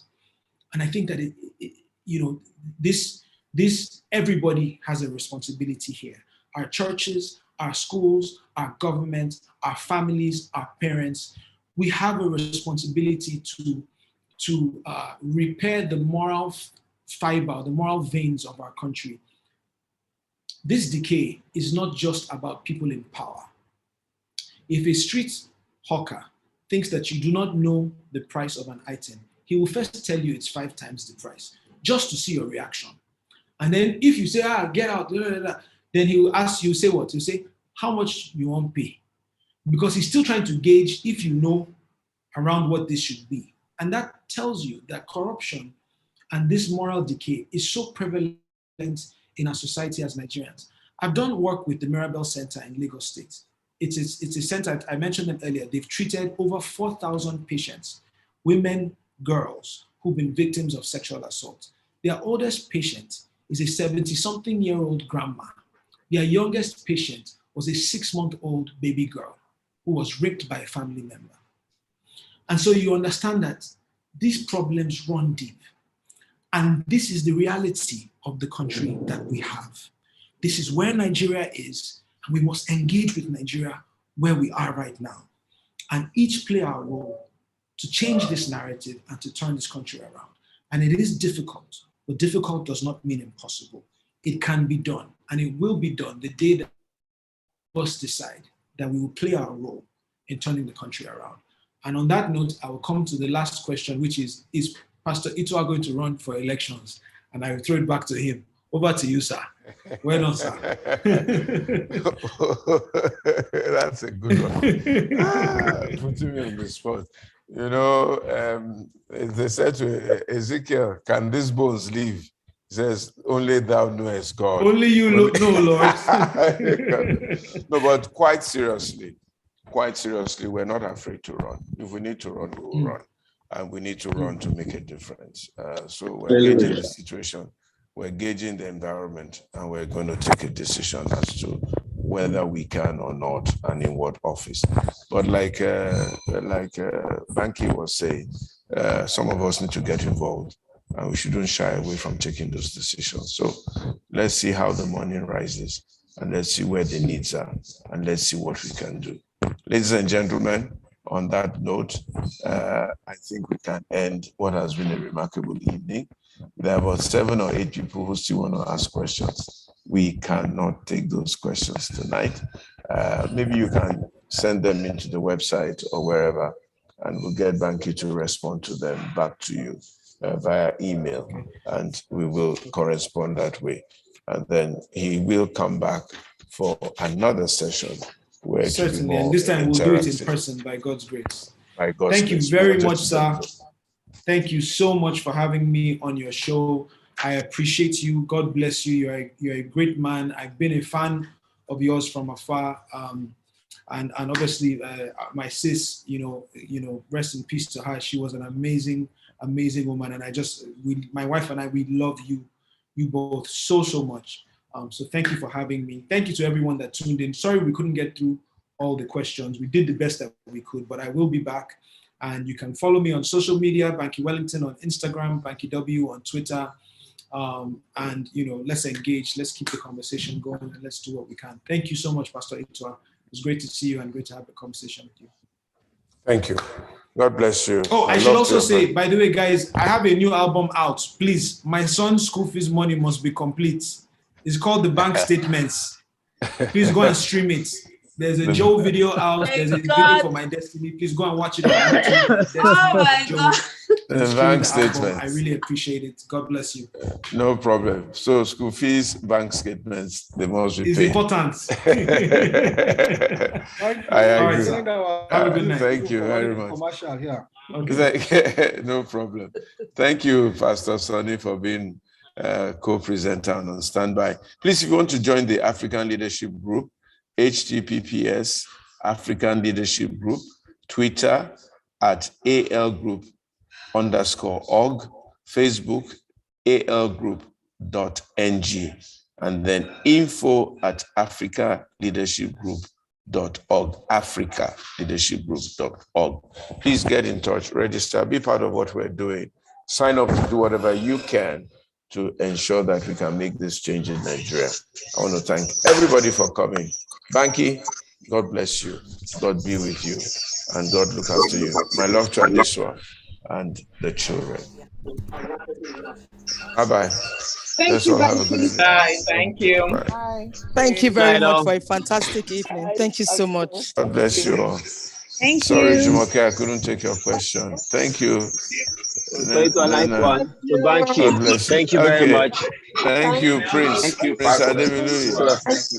Thank you, Uchena. Thank you. I hear you. I hear you. Very nice. Sorry, I couldn't take your question, but next time. God bless you. Thank you. Great to see you. Thank you. All my friends on Twitter, God bless you all. Thank you, Papa. You are the best, Papa. Philip, the great Edokwa, God bless you. My sister Tolu, thank you. Esau, you and I need to catch up. Esau, we need to catch up. Well done, okay. You have homework. BI, we need to have African Leadership Group Diaspora. Okay. Is there anything you can do about that? Okay. Email me. Let's see what we do. But we have a group called Rebuild Nigeria that is in association with us, that is doing a lot of diaspora work. There's a lady on the platform called Jumoke. Rebuild Nigeria, you can Google us. We are all in association. Yeah. Kenny, thank you very much. Yeah, good. And we're also working with ICON, and we're working with Rescue Nigeria. We're doing quite a bit of work anyway. Thank you, everyone. God bless Pastor, you. I sent you a message on your. Thank you. No, it's just not sleeping. That interruption is not good. I will get it. Thank you. Bambo, great to see you. God bless you. Thank you. Yeah, bless you. Abdullah Bello. Thank you, sir. God bless you. Good to see you. Mrs. Ojo Udomo, how are you? God bless you. Good to see you today. Fumi, thank you very much. And Reno, good to see you. God bless you. The Lord be with you all. Thank you.